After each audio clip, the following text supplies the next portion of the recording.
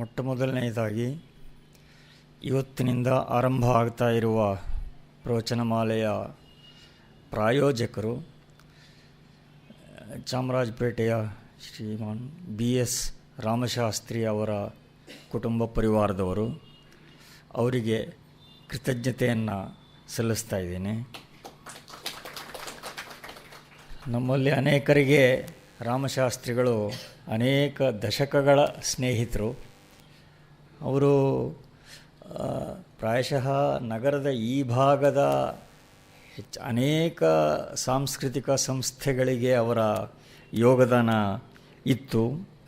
Narasimharaja colony Saibaba ಮಂದಿರ, ಆಮೇಲೆ ಮಾಡಲ್ house ಬ್ಲಾಕಿನ Rama ಮಂದಿರ, ಶಂಕರಪುರದ ಶ್ರೀ ರಾಮಸೇವಾ ಮಂಡಳಿ ಮತ್ತು ಎಲ್ಲಕ್ಕಿಂತ ಹೆಚ್ಚಾಗಿ ಶಂಕರ ಮಠ, ಅಲ್ಲಿಯ ಕಾರ್ಯಕ್ರಮಗಳಲ್ಲಿ ಮತ್ತು ಅವರ ಗಾಯನ ಸಮಾಜದ ವಿಶ್ವಸ್ತ ಮಂಡಳಿಯ ಸದಸ್ಯರು ಕೂಡ ಆಗಿದ್ದರು. ದಲ್ಲದೆ ಬುಲ್ ಟೆಂಪಲ್ ರಸ್ತೆಯ ಶಂಕರ ಸ್ಕೂಲ್ ಆಫ್ ಕಾಮರ್ಸ್, ಅದರಲ್ಲೂ ಅವರ ಯೋಗದಾನ ಇತ್ತು.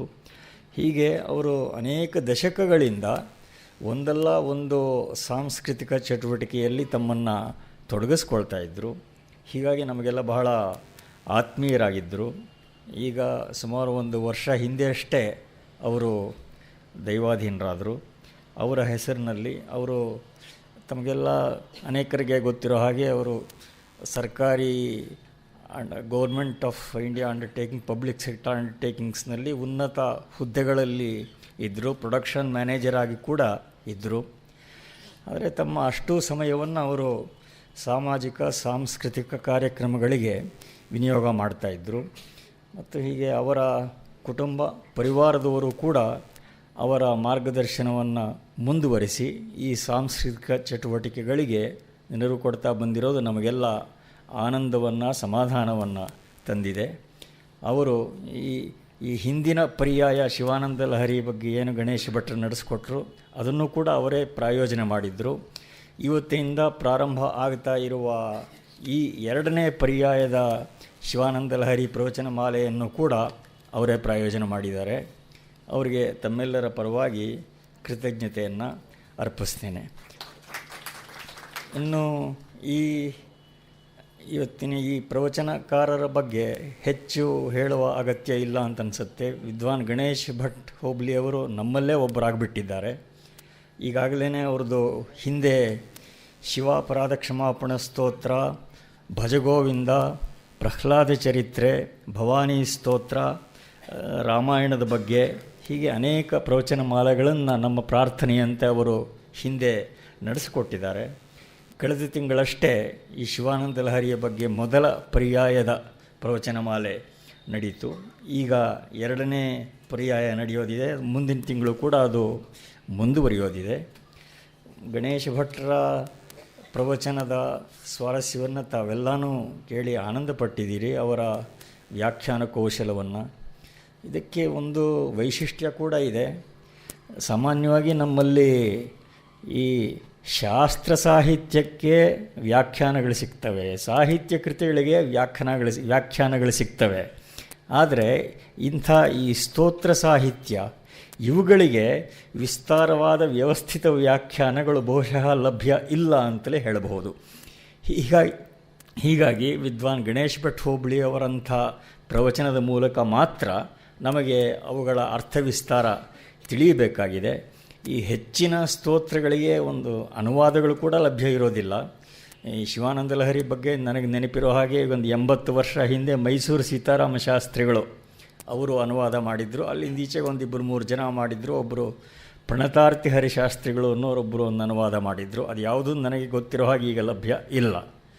ಮತ್ತು ಹೇಗೆ ಆದರೂ ಇದಕ್ಕೆ ಒಂದು ವಿಸ್ತಾರವಾದ ವ್ಯಾಖ್ಯಾನನ ಏನು ಅಪೇಕ್ಷಿಸುತ್ತೆ ಶಿವಾನಂದ ಲಹರಿ, ಅದನ್ನು ಗಣೇಶ್ ಭಟ್ ಹೋಬಳಿಯವರಂಥ ಬಹುಶಾಸ್ತ್ರ ವಿದ್ವಾಂಸರು ಮಾತ್ರ ನಮಗೆ ಕೊಡಬಲ್ಲರು. ಹೀಗಾಗಿ ಅವರಿಗೆ ನಾವೆಲ್ಲ ತುಂಬ ಅವರಿಂದ ನಾವು ಉಪಕೃತರಾಗಿದ್ದೇವೆ. ತಮ್ಮ ಈ ಪರ್ಯಾಯದಲ್ಲಿ ಆ ಪ್ರವಚನ ಮಾಲೆಯನ್ನು ಮುಂದುವರಿಸಬೇಕು ಅಂತ ತಮ್ಮೆಲ್ಲರ ಪರವಾಗಿ ವಿದ್ವಾನ್ ಗಣೇಶ್ ಭಟ್ ಹೋಬಳಿಯವರನ್ನು ಪ್ರಾರ್ಥನೆ ಮಾಡ್ಕೋತೇನೆ. ಪ್ರವಿಶ್ಯ ಮಮ ವಾಚಮಿಮಾಂ ಪ್ರಸುಪ್ತಾಂ ಸಂಜೀವಯತ್ಯಖಿಲ ಶಕ್ತಿಧರಸ್ವಧಾಮ್ನಾ ಅನ್ಯಾಂಶ್ಚ ಹಸ್ತಚರಣಶ್ರವಣತ್ವಗಾದೀನ್ ಪ್ರಾಣಾನ್ನಮೋ ಭಗವತೆ ಪುರುಷಾಯ ತುಭ್ಯಂ.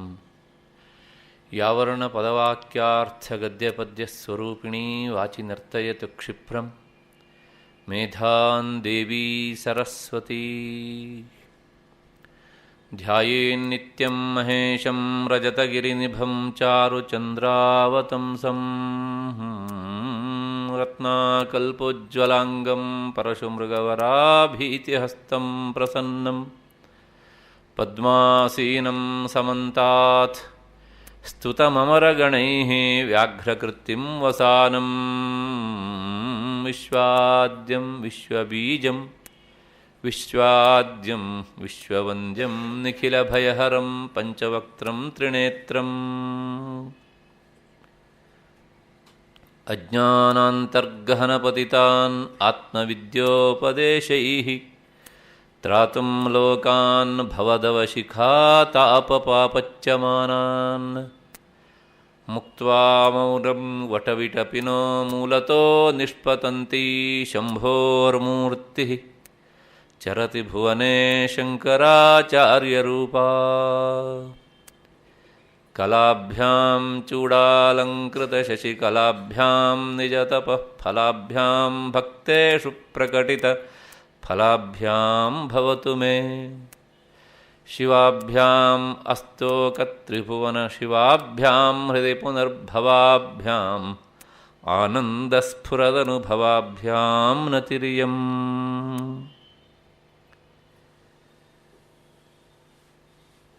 ಗೋಖಲೆ ಸಾರ್ವಜನಿಕ ವಿಚಾರ ಸಂಸ್ಥೆಯ ಪೂಜ್ಯರಾದಂತಹ DVG ಅವರ ಹೆಸರಿನ ಈ ಸಭಾಂಗಣದಲ್ಲಿ ಸೇರಿದಂತಹ ನನ್ನ ಅಧ್ಯಾತ್ಮ ಬಂಧುಗಳೇ ಹಾಗೂ ಈ ಕಾರ್ಯಕ್ರಮದ ಪ್ರಾಯೋಜಕತ್ವವನ್ನು ವಹಿಸಿದಂತಹ ದಿವಂಗತ BS ರಾಮಶಾಸ್ತ್ರಿಯವರ ಕುಟುಂಬದವರೇ, ಹಿರಿಯರಾದಂತಹ ರಾಮಸ್ವಾಮಿಯವರೇ ಮತ್ತು ಶ್ರೀಯುತ ರಾಮು ಅವರೇ. ರಾಮಸ್ವಾಮಿಯವರು ಸ್ವಾಗತ ಮಾಡ್ತಾ ನನ್ನ ಬಗ್ಗೆ ಬಹಳ ದೊಡ್ಡ ಮಾತುಗಳನ್ನು ಹೇಳಿದ್ದಾರೆ. ಆದರೆ ನಾನು ಆ ಮಾತಿಗೆ ಎಷ್ಟು ಅರ್ಹ ಅಂತ ಆತ್ಮಾವಲೋಕನ ಮಾಡುವಂಥ ಒಂದು ಜವಾಬ್ದಾರಿಯನ್ನು ನನ್ನ ಮೇಲೆ ಇಟ್ಟುಬಿಟ್ಟಿದ್ದಾರೆ ಅವರು. ಇದರಿಂದ ಏನು ಗೊತ್ತಾಗುತ್ತೆ ಅಂತ ಕೇಳಿದರೆ, ದೊಡ್ಡವರು, ಹೃದಯದ ದೊಡ್ಡಸ್ತಿಕೆ ಇರುವವರು, ಅವರು ಯಾವಾಗಲೂ ಸಹ ದೊಡ್ಡ ಮಾತನ್ನೇ ಆಡ್ತಾರೆ ಹೀಗೆ ಅಂತ. ಹಾಗಾಗಿ ವಾಸ್ತವಿಕವಾಗಿ ರಾಮಸ್ವಾಮಿಯವರ ಒಂದು ಬಹುಶ್ರುತತ್ವದ ಎದುರಿನಲ್ಲಿ ನಾನು ಬಹಳ ಚಿಕ್ಕವನು. ಆದರೆ ಅವರು ತಮ್ಮಲ್ಲಿರುವಂತಹ ಆ ವಿಶಾಲ ಗುಣವನ್ನು ನನ್ನಲ್ಲಿ ಆರೋಪಿಸಿ ನನ್ನನ್ನು ದೊಡ್ಡವನು ಅಂತ ಹೇಳಿದರು. ಆದರೆ ನಾವು ತುಂಬ ಕಷ್ಟಪಟ್ಟಲ್ಲಿ ದೊಡ್ಡವರು ಆಗುವುದು ಸಾಧ್ಯ. ಅದಕ್ಕೆ ಹಿರಿಯರ ಅಂಥ ನಿಮ್ಮೆಲ್ಲರ ಹಾರೈಕೆ ಇರಲಿ ಅಂತ ಹೇಳ್ತಾ ನನ್ನ ಕೆಲಸಕ್ಕೆ ತೊಡಗ್ತಾ ಇದ್ದೇನೆ. ಹಿಂದಿನ ತಿಂಗಳಿನಲ್ಲಿ ನಾವು ಈ ಶಿವಾನಂದ ಲಹರಿಯ 30ನೆಯ ಪದ್ಯದವರೆಗೆ ಯಥಾಮತಿಯಾಗಿ ಅನುಸಂಧಾನ ಮಾಡಿದ್ದೇವೆ. ಆ ಪದ್ಯ ವಸ್ತ್ರೋದ್ಧೂತ ವಿಧೌ ಸಹಸ್ರ ಕರತಾ ಪುಷ್ಪಾರ್ಚನೆ ವಿಷ್ಣುತ ಗಂಧೇ ಗಂಧವಹಾತ್ಮತಾನ್ನ ಪಚನೆ ಬರ್ಹಿರ್ಮುಖಾಧ್ಯಕ್ಷತ ಪಾತ್ರೇ ಕಾಂಚನ ಗರ್ಭತಾಸ್ತಿ ಮೈಚೇತ್ ಬಾಲೇಂದು ಚೂಡಾಮಣೆ ಶುಶ್ರೂಷಾಂ ಕರವಾಣಿತೆ ಪಶುಪತೆ ಸ್ವಾಮಿನ್ ತ್ರಿಲೋಕೀ ಗುರೋ ಅಂತ. ಈ ಶ್ಲೋಕದ ವ್ಯಾಖ್ಯಾನವನ್ನು ನಾನು ಮಾಡಿದ್ದೆ. ಇದರಲ್ಲಿ ಹೇಳಬೇಕಾದಂಥ ಒಂದು ಅಂಶವನ್ನು ಸಮಯ ಮುಗಿದು ಹೋದದ್ರಿಂದ ನಾನು ಬಿಟ್ಟಿದ್ದೆ. ಹಾಗಾಗಿ ಇದು ಹೇಗೂ ಮತ್ತೆ ಮುಂದುವರಿಯುತ್ತಲ್ಲ ಅಂಥೇಳಿ ಸಮಾಧಾನ ಪಟ್ಟು ಅಂದು ನಿಲ್ಲಿಸಿದ್ದನ್ನು ಇವತ್ತು ಮತ್ತೆ ಹೇಳಿಬಿಡ್ತೇನೆ. ಈ ಶ್ಲೋಕದಲ್ಲಿ ಭಗವತ್ಪಾದರು ಪರಮೇಶ್ವರನ ವಿಶ್ವವ್ಯಾಪಕತ್ವವನ್ನೇ ವರ್ಣನೆ ಮಾಡಿದ್ದಾರೆ. ಅವನು ನಿರ್ಗುಣ, ನಿರಾಕಾರ, ನಿಷ್ಕ್ರಿಯ ಎನ್ನುವಂಥದ್ದು ಅವನ ನಿರಾಕಾರದ ವಿಚಾರಕ್ಕೆ ಸಂಬಂಧಿಸಿದ್ದು. ಸಗುಣನಾದ್ರೂ ಸಹ ಅವನು ವಿಭು, ಅಂದರೆ ಎಲ್ಲ ಕಡೆಗೂ ಇರುವವನು, ಪ್ರಪಂಚವನ್ನೇ ವ್ಯಾಪಿಸಿ ನಿಂತವನು ಎನ್ನುವಂಥ ಅವನ ಆ ಬೃಹತ್ತಾದ ಮಹತ್ತಾದ ರೂಪವನ್ನು ಈ ಶ್ಲೋಕದಲ್ಲಿ ವರ್ಣನೆ ಮಾಡಿದ್ದಾರೆ. ಯಾಕೆ ಹೀಗೆ ಅಂತ ಕೇಳಿದರೆ, ನಮ್ಮಲ್ಲಿ ಈ ದೇವರ ಇರುವಿಕೆಯ ಬಗ್ಗೆ ಒಬ್ಬೊಬ್ಬರಲ್ಲಿ ಒಂದೊಂದು ತರಹದ ಭಾವನೆ ಉಂಟು. ಕೆಲವು ಜನರಿಗೆ ಅವರು ಯಾವ ವಿಗ್ರಹವನ್ನು ಪೂಜಿಸ್ತಾರೋ ಆ ವಿಗ್ರಹದಲ್ಲಿ ಅಷ್ಟು ಮಾತ್ರ ದೇವರಿರ್ತಾನೆ. ಅದರ ಆಚೆ ಮತ್ತೆ ದೇವರು ಅಂದರೆ ಅವರ ಮನಸ್ಸು ಒಪ್ಪೋದಿಲ್ಲ. ಮತ್ತೆ ಕೆಲವು ಜನ ಇರ್ತಾರೆ, ಅವರಿಗೆ ಆ ದೇವರ ರೂಪವನ್ನು ಪ್ರತಿನಿಧಿಸುವಂತಹ ವಿಗ್ರಹದ ಆರಾಧನೆ ಸಾಕಾಗೋದಿಲ್ಲ. ಯಾಕೆ ಕೇಳಿದರೆ, ನಾವು ಏನಾದರೂ ಕೊಟ್ಟರೆ ಆ ವಿಗ್ರಹದ ದೇವರು ಅದನ್ನು ತಿನ್ನೋದಿಲ್ಲ. ಹಾಗಾಗಿ ಅವರಿಗೆ ತಿನ್ನುವ ದೇವರು ಬೇಕು. ಅದಕ್ಕೋಸ್ಕರ ಅಗ್ನಿಯಲ್ಲೇ ದೇವರು ಇದ್ದಾನೆ ಅಂತ ಭಾವಿಸಿದರು. ಹಾಗಾಗಿ ಅಗ್ನಿಯೇ ದೇವರು ಅಂತ ಕೆಲವು ಜನ ಭಾವಿಸಿದರು. ಮತ್ತು ಇನ್ನೂ ಮುಂದಕ್ಕೆ ವರೆದು ವಿಚಾರ ಮಾಡಿದಂತಹ ಜ್ಞಾನಿಗಳು ಏನು ಹೇಳಿದರು, ಏನು ಮಾಡಿದರು ಅಂತ ಕೇಳಿದರೆ, ಅವರು ಭಗವಂತ ಎಲ್ಲ ಕಡೆಗೂ ಇದ್ದಾನೆ ಅಂತ ಆದಮೇಲೆ ಅವನನ್ನು ನಾನು ವಿಗ್ರಹದಲ್ಲೋ ಅಥವಾ ಅಗ್ನಿಯಲ್ಲೋ ಇಂತಹ ಈ ಅಧಿಷ್ಠಾನಗಳಲ್ಲಿ ಅಥವಾ ಅವನ ಪ್ರತಿನಿಧಿಗಳಾದಂಥ ವಸ್ತುಗಳಲ್ಲಿ ಮಾತ್ರ ಇದ್ದಾನೆ ಅಂತ ನಾನು ಯಾಕೆ ಭಾವಿಸಬೇಕು? ಹಾಗಾಗಿ ಎಲ್ಲ ಕಡೆಗೂ ಇದ್ದ ಮೇಲೆ ನನ್ನ ಹೃದಯದಲ್ಲೂ ಇರಬೇಕು ಅಂತ ಹೇಳಿ ಅವರು ಹೊರಗೆ ದೇವರನ್ನು ಕಾಣುವುದಕ್ಕಿಂತ ತಮ್ಮೊಳಗೆ ದೇವರನ್ನು ಹುಡುಕುವ ಪ್ರಯತ್ನವನ್ನು ಮಾಡಿದರು. ಮತ್ತೆ ಇದಕ್ಕೂ ಮುಂದೆ ಒರೆದವರು, ಅಂದರೆ ಇವರ ಮನಸ್ಸಲ್ಲಿ ಏನುಂಟು ಕೇಳಿದರೆ, ಅವನು ಎಲ್ಲ ಕಡೆಗೂ ಇದ್ದ ಮೇಲೆ ಅವನು ಇಲ್ಲಿ ಇರಬೇಕು, ಅಂದರೆ ಇಲ್ಲಿ ಅವನ ಹೆಚ್ಚಿನ ಸಾನ್ನಿಧ್ಯ ಉಂಟು ಅಂತ ಭಾವಿಸಿದರು. ಆದರೆ ಇನ್ನೂ ಮುಂದೆ ಒರೆದವರು ಹೇಳಿದರು, ಅವನು ವಿಭು ಅಂದರೆ ಎಲ್ಲ ಕಡೆಗೂ ವ್ಯಾಪಿಸಿದವನು ಅಂತಾದಮೇಲೆ ಕೇವಲ ವಿಗ್ರಹದಲ್ಲಿ ಅಷ್ಟೇ ಇರುವುದಲ್ಲ, ಹಾಗೇನೆ ಅಗ್ನಿಯಲ್ಲಷ್ಟೇ ಇರುವುದಲ್ಲ, ಹೀಗೆ ವಿಚಾರ ಮಾಡುವಂಥ ನಿನ್ನ ಹೃದಯದಲ್ಲೂ ಮಾತ್ರ ಇರುವವನಲ್ಲ, ಆ ಹೃದಯದಿಂದ ಆಚೆಗೂ ಇದ್ದಾನೆ ಅಂತ. ಆ ಹೃದಯದಿಂದ ಆಚೆಗೂ ಇದ್ದಾನೆ ಅಂದರೆ ಹೃದಯದಲ್ಲೂ ಇದ್ದಾನೆ, ಅದರ ಆಚೆಗೂ ಇದ್ದಾನೆ ಎನ್ನುವಂತಹ ಈ ಒಂದು ಅರ್ಥವನ್ನು ಹೇಳಿದರು. ಈ ಅರ್ಥವನ್ನು ಇಟ್ಟುಕೊಂಡು ಭಗವತ್ಪಾದರು ಈ ಶ್ಲೋಕವನ್ನು ಹೇಳಿದರು. ಇಂತಹ ಸರ್ವವ್ಯಾಪಿಯಾದಂತಹ ನಿನಗೆ ನಾನು ಏನನ್ನು ಕೊಡಬಲ್ಲೆ ಅಂತ. ಇದಿಷ್ಟು ನಾನು ಏನು ಹೇಳಿದೆ, ಇದಕ್ಕೆ ಪ್ರಾಚೀನರು ಏನು ಅಭಿಪ್ರಾಯಪಟ್ಟಿದ್ದಾರೆ ಆ ಶ್ಲೋಕವನ್ನು ಒಂದು ಸಲ ನಿಮ್ಮ ಮುಂದೆ ಇಟ್ಟುಬಿಡ್ತೇನೆ. ಅಗ್ನೌ ತಿಷ್ಠತಿ ವಿಪ್ರಾಣಾಂ. ಸಾಮಾನ್ಯವಾಗಿ ವೇದವನ್ನು ಅಧ್ಯಯನ ಮಾಡಿ ವಿಶೇಷ ಸಂಸ್ಕಾರವನ್ನು ಪಡೆದವರಿಗೆ ವಿಪ್ರ ಅಂತ ಕರೀತಾರೆ. ಅವರಿಗೆ ಸುಮ್ಮನೆ ಭಗವಂತನ ಮುಂದೆ 4 ಹಣ್ಣನ್ನು ಪಾಯಸವನ್ನು ಇಟ್ಟು ನೈವೇದ್ಯ ಮಾಡಿದರೆ ಸಾಕಾಗೋದಿಲ್ಲ, ನಾವು ಕೊಟ್ಟಿದ್ದನ್ನು ತಿನ್ನಬೇಕು. ಆ ಅಗ್ನಿಸ್ವರೂಪನಂಥ ಪರಮಾತ್ಮ ತನ್ನ ಕೆನ್ನಾಲಿಗೆಯನ್ನು ಚಾಚಿ ನಾವು ಕೈ ಇಟ್ಟ ತಕ್ಷಣ ಮೇಲಕ್ಕೆ ಬರಬೇಕು ಸ್ವೀಕಾರ ಮಾಡೋದಕ್ಕೆ, ಆವಾಗ ಹೆಚ್ಚು ಸಂತೋಷವಾಗ್ತದೆ. ಹಾಗಾಗಿ ಅಗ್ನೌ ತಿಷ್ಠತಿ ವಿಪ್ರಾಣಾಂ ಹೃದಯ ದೇವೋ ಮನೀಷಿಣಾಂ. ಮನೀಷಿಣಾಂ ಅಂದರೆ ಜ್ಞಾನಿಗಳು, ತಿಳಿದವರು, ಬಲ್ಲವರು. ಅವರು ಪರಮಾತ್ಮನನ್ನು ಹೃದಯದಲ್ಲೇ ಕಾಣಲಿಕ್ಕೆ ಪ್ರಯತ್ನ ಮಾಡ್ತಾರೆ ಅಂತ. ಹಾಗಿದ್ದರೆ ನಮಗೆ ಈ 2ರ ಮಟ್ಟವನ್ನು ಮುಟ್ಟೋದು ಕಷ್ಟ. ಅದಕ್ಕೋಸ್ಕರ ನಮ್ಮಂಥವರಿಗೆ ಹೇಳಿದ್ದೇನೆ ಕೇಳಿದರೆ, ಪ್ರತಿಮಾಸು ಅಲ್ಪಬುದ್ಧೀನಾಂ ಹೇಳಿದ್ನಲ್ಲ, ವಿಗ್ರಹದ ಆಚೆ ಅವನು ಇಲ್ಲವೇ ಇಲ್ಲ. ನಮ್ಮನೆ ವಿಗ್ರಹದಲ್ಲಿ ಮಾತ್ರ ಇರೋದು. ಅಕಸ್ಮಾತ್ತಾಗಿ ಏನಾದರೂ ನಾವೊಂದು ಫೋಟೋ ಇಟ್ಕೊಂಡ್ರೆ ಆ ಫೋಟೋದಲ್ಲಿ ಭಾವಚಿತ್ರದಲ್ಲಿ ಮಾತ್ರ ಇದ್ದಾನೆ ಅಂತ ಭಾವಿಸಿದರೆ ಅದರಿಂದ ಅವನಿಗೇನು ಹಾನಿ ಇಲ್ಲ. ಆದರೆ ನಾವು ಅಲ್ಪಬುದ್ಧಿಗಳಾಗ್ತೇವೆ. ಆ ಭಗವಂತನ ಸರ್ವವ್ಯಾಪಕತ್ವವನ್ನು ನಾವು ಅಷ್ಟೋ ಇಷ್ಟರ ಮಟ್ಟಿಗೆ ಸ್ವಲ್ಪ ಅಲ್ಲಗಳದಂತೆ ಆಗತ್ತೆ. ಇವರನ್ನು ತೀರಾ ಮಂದ ಅಧಿಕಾರಿಗಳು, ಬರೇ ಮಂದ ಅಧಿಕಾರಿಗಳಲ್ಲ, ಸ್ವಲ್ಪ ಅತಿಮಂದರು ಅಂತಲೇ ಹೇಳಬೇಕಾಗತ್ತೆ. ಆದರೆ ಸರ್ವತ್ರ ವಿದಿತಾತ್ಮನಾಂ, ಆತ್ಮತತ್ವವನ್ನು ಬಲ್ಲಂತಹ ಜ್ಞಾನಿಗಳಿಗೆ ಪರಮಾತ್ಮ ಎಲ್ಲಿ ಇದ್ದಾನೆ ಅಂತ ಕೇಳಿದರೆ ಅವರು ಹೇಳುವುದೇನು ಕೇಳಿದರೆ ಅವನು ಎಲ್ಲಿ ಇಲ್ಲ ಅಂತಷ್ಟೆ. ಹಾಗಾಗಿ ಎಲ್ಲ ಕಡೆಯೂ ಇದ್ದಂಥ ನಿನಗೆ ನಾನು ವಸ್ತ್ರವನ್ನು ಸಮರ್ಪಿಸುವುದಾಗಲಿ ಅದು ಸಾಧ್ಯ ಇಲ್ಲ. ನಿನಗೆ ನೈವೇದ್ಯ ಮಾಡಬೇಕು ಅಂತಾದರೆ ಅಷ್ಟು ದೊಡ್ಡ ಪಾತ್ರೆ ಅದನ್ನು ಬೇಯಿಸೋದಕ್ಕೆ ಸೃಷ್ಟಿ ಮಾಡಲಿಕ್ಕೆ ನನ್ನ ಹತ್ರ ಸಾಧ್ಯ ಇಲ್ಲ. ಚತುರ್ಮುಖ ಮಾತ್ರ ಈ ಬ್ರಹ್ಮಾಂಡ ಎನ್ನುವಂತಹ ಕಟಾಹವನ್ನು ಸೃಷ್ಟಿ ಮಾಡಬಲ್ಲ.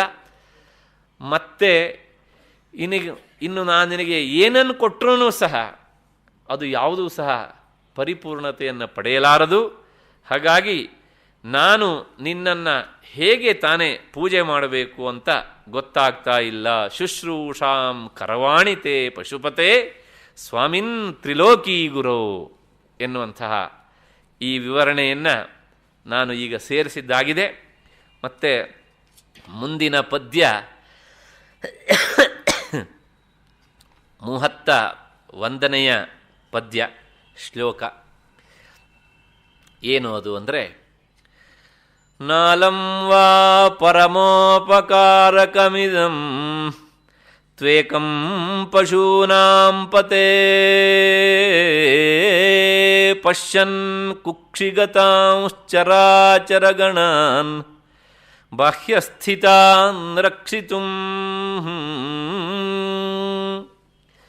ಸರ್ವಾಮರ್ತ್ಯ ಪಲಾಯನೌಷಧಮತಿಜ್ವಾಲಾಕರಂ ಭೀಕರಂ ನಿಕ್ಷಿಪ್ತಂ ಗರಲಂ ಗಲೇನ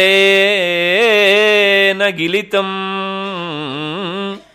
ನೋದ್ಗೀರ್ಣಮೇವ ತ್ವಯಾ ನಾಲಂ ವಾ ಪರಮೋಪಕಾರಕಮಿದಂ ತ್ವೇಕಂ ಪಶೂನಾಂ ಪತೆ ಪಶ್ಯನ್ ಕುಕ್ಷಿಗತಾಂಶ್ಚರಾಚರಗಣಾನ್ ಬಾಹ್ಯಸ್ಥಿತಾನ್ ರಕ್ಷಿತುಂ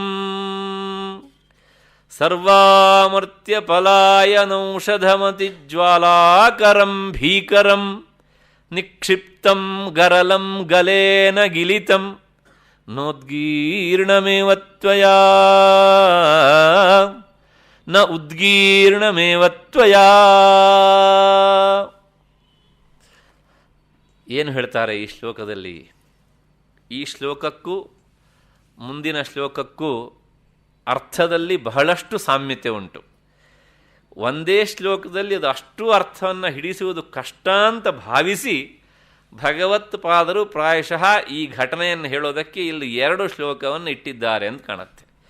ಹಾಗಾಗಿ ಈ 31ನೆಯ ಶ್ಲೋಕ ಮತ್ತು 32ನೆಯ ಶ್ಲೋಕ ಇವೆರಡು ಒಂದೇ ಅರ್ಥವನ್ನು ಪ್ರತಿಪಾದನೆ ಮಾಡುವಂತಹ ಒಂದು ಪೂರ್ವಾರ್ಧ ಮತ್ತು ಇನ್ನೊಂದು ಉತ್ತರಾರ್ಧ ಅಂತ ಭಾವಿಸಬಹುದು.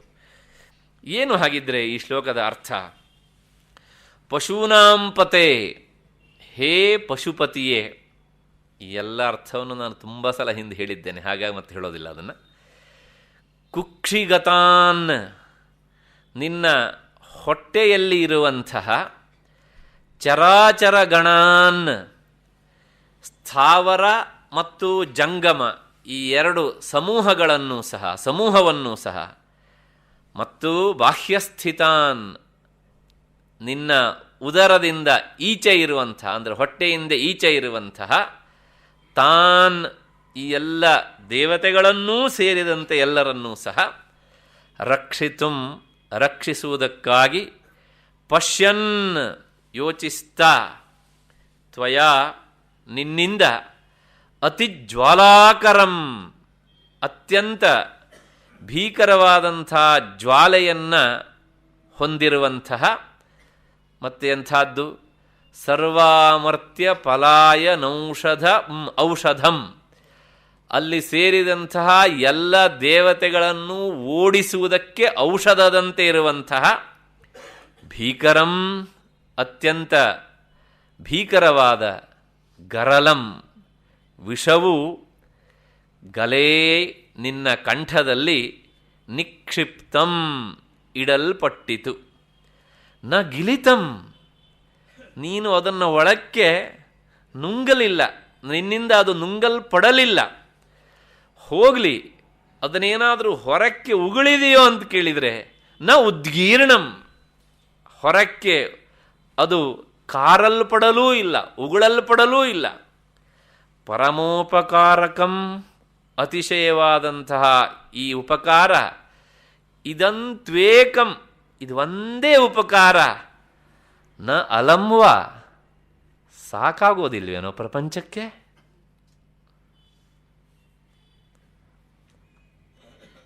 ಭಗವತ್ಪಾದರು ಶಿವಾನಂದ ಲಹರಿಯಲ್ಲಿ ಶಿವನ ಹತ್ರ, ಎಲ್ಲೋ ದೂರದಲ್ಲಿರುವ ಶಿವನ ಹತ್ರ ಅಲ್ಲ, ಅವ್ರ ಪಕ್ಕದಲ್ಲೇ ಅವನನ್ನು ಕುಂಡಲಿಸ್ಕೊಂಡು ಮಾತನಾಡ್ತಾ ಇರ್ತಾರೆ.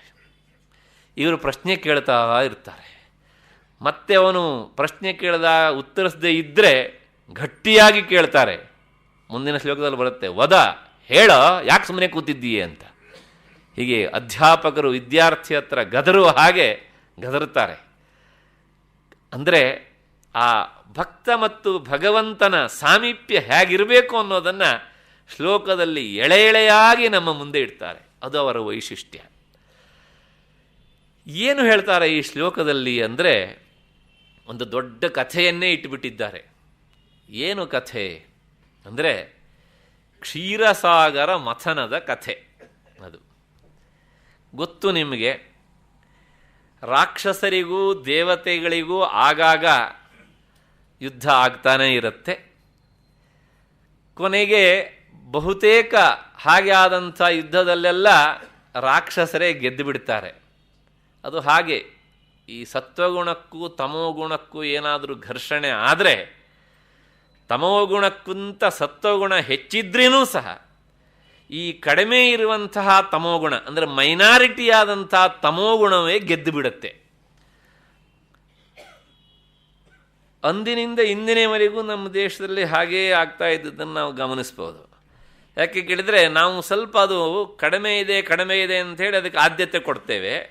ಆಮೇಲೆ ಅದೊಂಥರ ಭಸ್ಮಾಸುರನಾಗಿ ಬೆಳೆದು ಬಿಡುತ್ತೆ ಹೀಗೆ ಅಂತ. ಹೀಗೆ ಈ ರಾಕ್ಷಸರಿಗೂ ದೇವತೆಗಳಿಗೂ ಆದಂಥ ಯುದ್ಧದಲ್ಲಿ ಗೆದ್ದಂತಹ ರಾಕ್ಷಸರು ಸ್ವರ್ಗದಲ್ಲಿರುವಂತಹ ಎಲ್ಲ ಸಂಪತ್ತನ್ನು ಸಹ ಅಪಹರಿಸಿದರು.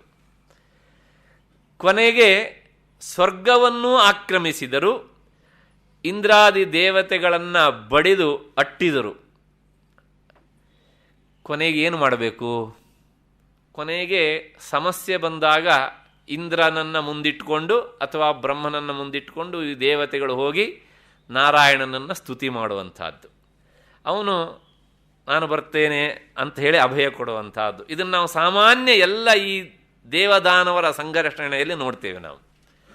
ವಿಷ್ಣು ಹೇಳಿದ ಈ ಎಲ್ಲ ಸಂಪತ್ತನ್ನು ಸಹ ಈಗ ರಾಕ್ಷಸರು ದೋಚಿ ಆಗಿದೆ. ಬಲಿಚಕ್ರವರ್ತಿ ಇದಕ್ಕೆ ಲೀಡರ್ಶಿಪ್ಪನ್ನು ವಹಿಸಿದ್ದ. ಹಾಗಾಗಿ ಎಲ್ಲ ಸಂಪತ್ತು ಈಗ ಪಾತಾಳಕ್ಕೆ ಹೋಗಿ ಕುಳಿತಿದೆ. ಇದನ್ನೀಗ ಮತ್ತೆ ತರಬೇಕು ಅಂತ ಆದರೆ ಒಂದು ಉಪಾಯ ಮಾಡಬೇಕು. ಏನು ಅಂದರೆ, ಅಲ್ಲಿದ್ದದ್ದನ್ನು ಮೇಲಕ್ಕೆ ತರಬೇಕು ಅಂದರೆ ಕ್ಷೀರಸಾಗರ ಮಥನವನ್ನು ಮಾಡಬೇಕು. ಹಾಗೆ ಮಾಡಿ ಆ ಸಂಪತ್ತನ್ನು ಪಡೀರಿ, ಮತ್ತೆ ನಾನು ನಿಮಗೆ ಸ್ವರ್ಗದ ಅಧಿಕಾರವನ್ನು ಕೊಡಿಸ್ತೇನೆ ಅಂತ ಹೇಳಿದ. ಹೀಗೆ ನಾರಾಯಣನ ಮಾರ್ಗದರ್ಶನದ ಹಿನ್ನೆಲೆಯಲ್ಲಿ ಎಲ್ಲ ದೇವತೆಗಳು ಮತ್ತು ರಾಕ್ಷಸರು, ಎಷ್ಟಂದರೂ ಅವರು ಅಣ್ಣ ತಮ್ಮಂದಿರು, ಅಂದರೆ ಪರಸ್ಪರ ಈ ಓರ್ಗಿತ್ತಿಯ ಮಕ್ಕಳು, ತಂದೆ ಒಬ್ಬನೇ, ಕಶ್ಯಪ ಮುನಿಯ ಮಕ್ಕಳು ಇಬ್ಬರೂ ಸಹ. ದ್ವಿತೀಯ ಮಕ್ಕಳು ದೈತ್ಯರು, ಅದಿತಿಯ ಮಕ್ಕಳು ದೇವತೆಗಳು, ಹೀಗೆ ಅಂತ. ಹಾಗಾಗಿ ತಾಯಿ ಬೇರೆ. ಹಾಗಾಗಿ ಒಂದು ಸಲ ಕಚ್ಚಾಡ್ತಾರೆ, ಮತ್ತು ಪುನಃ ಯಾರೋ ಒಂದು ಮಾರ್ಗದರ್ಶನ ಕೊಟ್ಟಾಗ ಆಗಲಿ ಅಂಥೇಳಿ ಪಂಚರ ಮಾತಿಗೆ ಬೆಲೆ ಕೊಟ್ಟು ಸೇರ್ತಾರೆ. ಹೀಗೆ ತೀರ್ಮಾನ ಮಾಡಿದರು ಕ್ಷೀರಸಾಗರವನ್ನು ಮಥನ ಮಾಡಬೇಕು ಅಂಥೇಳಿ. ಮಥನ ಮಾಡೋದು ಹೇಗೆ ಅಂದರೆ, ಮಥನ ಮಾಡಬೇಕು ಅಂದರೆ ಅದಕ್ಕೊಂದು ಕಡಗೋಲು ಬೇಕಲ್ಲ. ಯಾವುದು ಕಡಗೋಲು? ಮಂದರ ಪರ್ವತವೇ ಕಡಗೋಲು. ಪ್ರಾಯಶಃ ಇವತ್ತಿನ ಮಕ್ಕಳಿಗೆ ನಾವು ಇದನ್ನೆಲ್ಲ ಹೇಳೋ ಸ್ವಲ್ಪ ಕಷ್ಟ ಆಗ್ಬೋದೇನೋ ಅಂತ ಅನಿಸುತ್ತೆ. ಯಾಕೆ ಹೇಳಿದರೆ ನಮ್ಮಲ್ಲಿ ಈ ಮಜ್ಜಿಗೆ ಕಡಿಯೋದಕ್ಕೆಲ್ಲ ಸಾಕಷ್ಟು ಯಾಂತ್ರಿಕ ಸಾಧನಗಳು ಬಂದು ಕಡಗೋಲು, ಆ ಕಡಗೋಲನ್ನು ಕಟ್ಟುವ ಹಗ್ಗ, ಮತ್ತು ಅದನ್ನು ಕಟ್ಟುವ ಗೂಟ, ಮತ್ತು ಅದಕ್ಕೆ ಬೇಕಾದಂಥ ವ್ಯವಸ್ಥಿತವಾದಂಥ ಪಾತ್ರೆ, ಅದನ್ನು ಇಡಲಿಕ್ಕೆ ಬೇಕಾದಂಥ ಸರಿಯಾದಂಥ ಸಿಕ್ಯಂ, ಇದು ಯಾವುದೂ ಸಹ ಬಹಳ ವಿರಳ ಆಗಿಬಿಟ್ಟಿದೆ ಇವತ್ತು. ಹಾಗಾಗಿ ಬಹಳ ಕಷ್ಟ ಆಗ್ಬೋದು ಅಂತ ಕಾಣುತ್ತೆ. ಆದರೂ ಇಲ್ಲಿ ಕುಳಿತಂಥ ಬಹುತೇಕ ಜನರಿಗೆ ಅದರ ಪರಿಚಯ ಉಂಟು. ಅದನ್ನು ಹಾಕಿ ಕಡಿತಾ ಇದ್ದಾಗ ಮೊಸರಿನಿಂದ ಕೆಲವು ಹೊತ್ತಾದಮೇಲೆ ಅದು ಬೆಣ್ಣೆ ಬರುತ್ತೆ. ಆಗ ಮಜ್ಜಿಗೆ ಅಂತ ವ್ಯವಹಾರ. ಅದಕ್ಕೆ ಬೆಣ್ಣೆ ಸಹಿತವಾದದ್ದಕ್ಕೆ ಮಜ್ಜಿಗೆ ಅಂತ ವ್ಯವಹಾರ ಇಲ್ಲ, ಅದಕ್ಕೆ ಮೊಸರು ಅಂತಲೇ ಹೇಳಬೇಕು. ಸಂಸ್ಕೃತದಲ್ಲೂ ಬೇರೆ ಬೇರೆ ಪದಗಳೇ ಉಂಟು. ಮೊಸರಿನಿಂದ ಕೂಡಿದ್ದು ಅದು ದಧಿ, ಮೊಸರಿನಿಂದ ವಿರಕ್ತವಾದದ್ದು, ರಹಿತವಾದದ್ದು ಅದು ತಕ್ರಮ್ ಅಂತ. ಹೀಗೆ ಆ ವಾಸುಕಿಯನ್ನು ಹಗ್ಗವನ್ನಾಗಿ ಮಾಡಬೇಕು, ಮತ್ತು ಮಂದರಗಿರಿಯನ್ನು, ಮಂದರ ಪರ್ವತವನ್ನು ಕಡಗೋಲನ್ನಾಗಿ ಮಾಡಬೇಕು. ಕ್ಷೀರ ಸಮುದ್ರವೇ ಮೊಸರಿನ ಪಾತ್ರೆ. ಇದಿಷ್ಟು ರೂಪಕ. ಹೀಗೆ ನಿಮ್ಮ ಮನಸ್ಸಲ್ಲಿ ಅಂದ್ಕೊಳ್ಳಿ. ಈಗ ಕಡಿಬೇಕು ಅಂದರೆ ಒಂದು ಕಡೆಗೆ ರಾಕ್ಷಸರು ಹಿಡಿಬೇಕು, ಇನ್ನೊಂದು ಕಡೆಗೆ ದೇವತೆಗಳು ಹಿಡಿಬೇಕು. ಅಲ್ಲೆಲ್ಲ ಮಧ್ಯ ಮಧ್ಯದಲ್ಲಿ ಸ್ವಾರಸ್ಯದ ವಿಚಾರ ಉಂಟು. ಈ ದೇವತೆಗಳು ಹೋಗಿ ಏನು ಮಾಡಿದ್ರು ಕೇಳಿದರೆ, ತಕ್ಷಣವೇ ನಾರಾಯಣನ ಸಲಹೆ ಮೇರೆಗೆ ಆ ವಾಸುಕಿಯ ತಲೆಯ ಕಡೆಗೆ ಹಿಡ್ಕೊಂಡ್ರು. ರಾಕ್ಷಸರಿಗೆ ಬಾಲದ ಕಡೆಯನ್ನು ಬಿಟ್ಟುಬಿಟ್ರು. ಈ ಕೆಲವು ಜನ ಮೂರ್ಖರಿಗೂ ಒಂದು ಆದರ್ಶ ಅನ್ನೋದಿರ್ತದೆ ನೋಡಿ. ಮತ್ತು ಅವರಿಗೂ ಅಷ್ಟೋ ಇಷ್ಟೋ ಯಾರೋ ಹೇಳಿರ್ತಾರೆ, ಸ್ವಾಭಿಮಾನದಿಂದ ಇರಬೇಕಪ್ಪ ನೀನು ಅಂತ. ಹಾಗಾಗಿ ಆ ಸ್ವಾಭಿಮಾನ ಕೆರಳಿತು ತಕ್ಷಣ. ನಾವು ಬಾಲದ ಕಡೆ ಹಿಡಿಯುವವರಲ್ಲ, ನಾವೇನಷ್ಟು ಸಸಾರವೇನು, ನಾವು ಹಿಡಿಯೋದಾದರೆ ಆ ಹಾವಿನ ತಲೆಯ ಕಡೆಗೆ ಹಿಡಿತೇವಿ ಅಂತ ಹೇಳಿದರು. ಪ್ರಾಯಶಃ ದೇವತೆಗಳು ಮೊದಲೇ ಹೋಗಿ ಏನಾದರೂ ಬಾಲ ಹಿಡ್ಕೊಂಡಿದ್ದಿದ್ರೆ ಅವರು ನಾವು ಬಾಲನೇ ಹಿಡಿತೇವೆ ಅಂತ ಹೇಳ್ತಿದ್ರು ಅವರು. ಅದಕ್ಕೋಸ್ಕರ ವಿಷ್ಣು ಪ್ಲ್ಯಾನ್ ಮಾಡಿದ, ನೀವೇ ಮೊದಲು ಹೋಗ್ಬಿಟ್ಟು ಅದರ ತಲೆ ಕಡೆ ಹಿಡ್ಕೊಬಿಡಿ ಅಂತ. ಯಾಕೆ ಕೇಳಿದರೆ ಅವರು ಹಾಗೆ ತೀರ್ಮಾನ ಮಾಡ್ತಾರೆ, ಅದರಿಂದ ನಿಮಗೆ ಒಳ್ಳೆಯದಾಗತ್ತೆ ಅಂತ. ಕೊನೆಗೆ ಹೀಗೆ ಹೇಳಿದಾಗ ಆಯ್ತಪ್ಪ, ಯಾರು ಎಲ್ಲಿ ಹಿಡಿದ್ರಿ ಏನಂತೆ, ಕೆಲಸ ಆಗೋದು ಮುಖ್ಯ ಅಂತ ಹೇಳಿ ದೇವತೆಗಳ ಬಿಟ್ಟರು, ಬಾಲ ಹಿಡ್ಕೊಂಡ್ರು. ಇವರು ತಲೆಯನ್ನು ಹಿಡ್ಕೊಂಡ್ರು. ಯಾಕೆ ನಾರಾಯಣ ಹೀಗೆ ಮಾಡಿದ ಅಂದರೆ, ನಮ್ಮಲ್ಲೊಂದು ಶಬ್ದ ಉಂಟು ಅವನಿಗೆ, ಕಪಟ ನಾಟಕ ಸೂತ್ರಧಾರಿ ಅಂತ. ಅದನ್ನು ಹಾಕಿ ಕಡಿಬೇಕಿದ್ರೆ ಆ ವಾಸುಕಿಯ ಬಾಯಿಂದ ವಿಷಜ್ವಾಲೆ ಬುಸ್ ಅಂತ ಹೊರಬರ್ತಾ ಇತ್ತು. ಅದು ತಗಲುಯೇ ಎಷ್ಟೋ ಜನ ರಾಕ್ಷಸರು ಸತ್ತೋಗಿದ್ದಾರೆ. ಯಾಕೆ, ಆ ಹಾವಿನ ತಲೆ ಕಡೆ ಹಿಡಿದವರು ಅವರು. ದೇವತೆಗಳು ಸುಮ್ಮನೆ ನಿಂತಿದ್ರು. ಇವಾಗೇನು ಮತ್ತು ಪುನಃ ಪಕ್ಷಾಂತರ ಮಾಡೋ ಹಾಗಿಲ್ಲ ಕೆಲಸ ಮುಗಿಯುವವರೆಗೆ. ಇದು ಅವನ ಉಪಾಯ. ಹೀಗೆ ಕಡಿದ್ರು ಕಡಿದ್ರು ಕಡಿದ್ರು ಕಡಿದ್ರು ಏನೆಲ್ಲ ವಸ್ತುಗಳು ಬಂದು, ಉಚ್ಚೈಶ್ರವಸ್ ಎನ್ನುವಂತಹ ಕುದುರೆ ಬಂತು. ಕುದುರೆ ಬಂದ ತಕ್ಷಣ ದೇವೇಂದ್ರ ಹೇಳಿದ, ಆಹಾ, ತುಂಬ ಚೆನ್ನಾಗಿದೆ, ಈ ಕುದುರೆ ನನಗಿರಲಿ.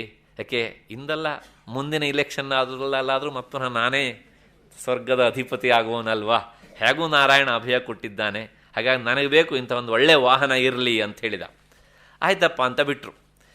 ಕೊನೆಗೇನಾಯಿತು, ಇದ್ದಕ್ಕಿದ್ದ ಹಾಗೆ ಆ ಮಥನ ಮಾಡಬೇಕಿದ್ರೆ ಕಾಮಧೇನು, ಕಲ್ಪವೃಕ್ಷ, ಚಿಂತಾಮಣಿ ಮತ್ತು ಲಕ್ಷ್ಮಿ ಮುಂತಾದಂಥ ಅಮೂಲ್ಯವಾದಂಥ ವಸ್ತುಗಳೆಲ್ಲ ಬಂದವು.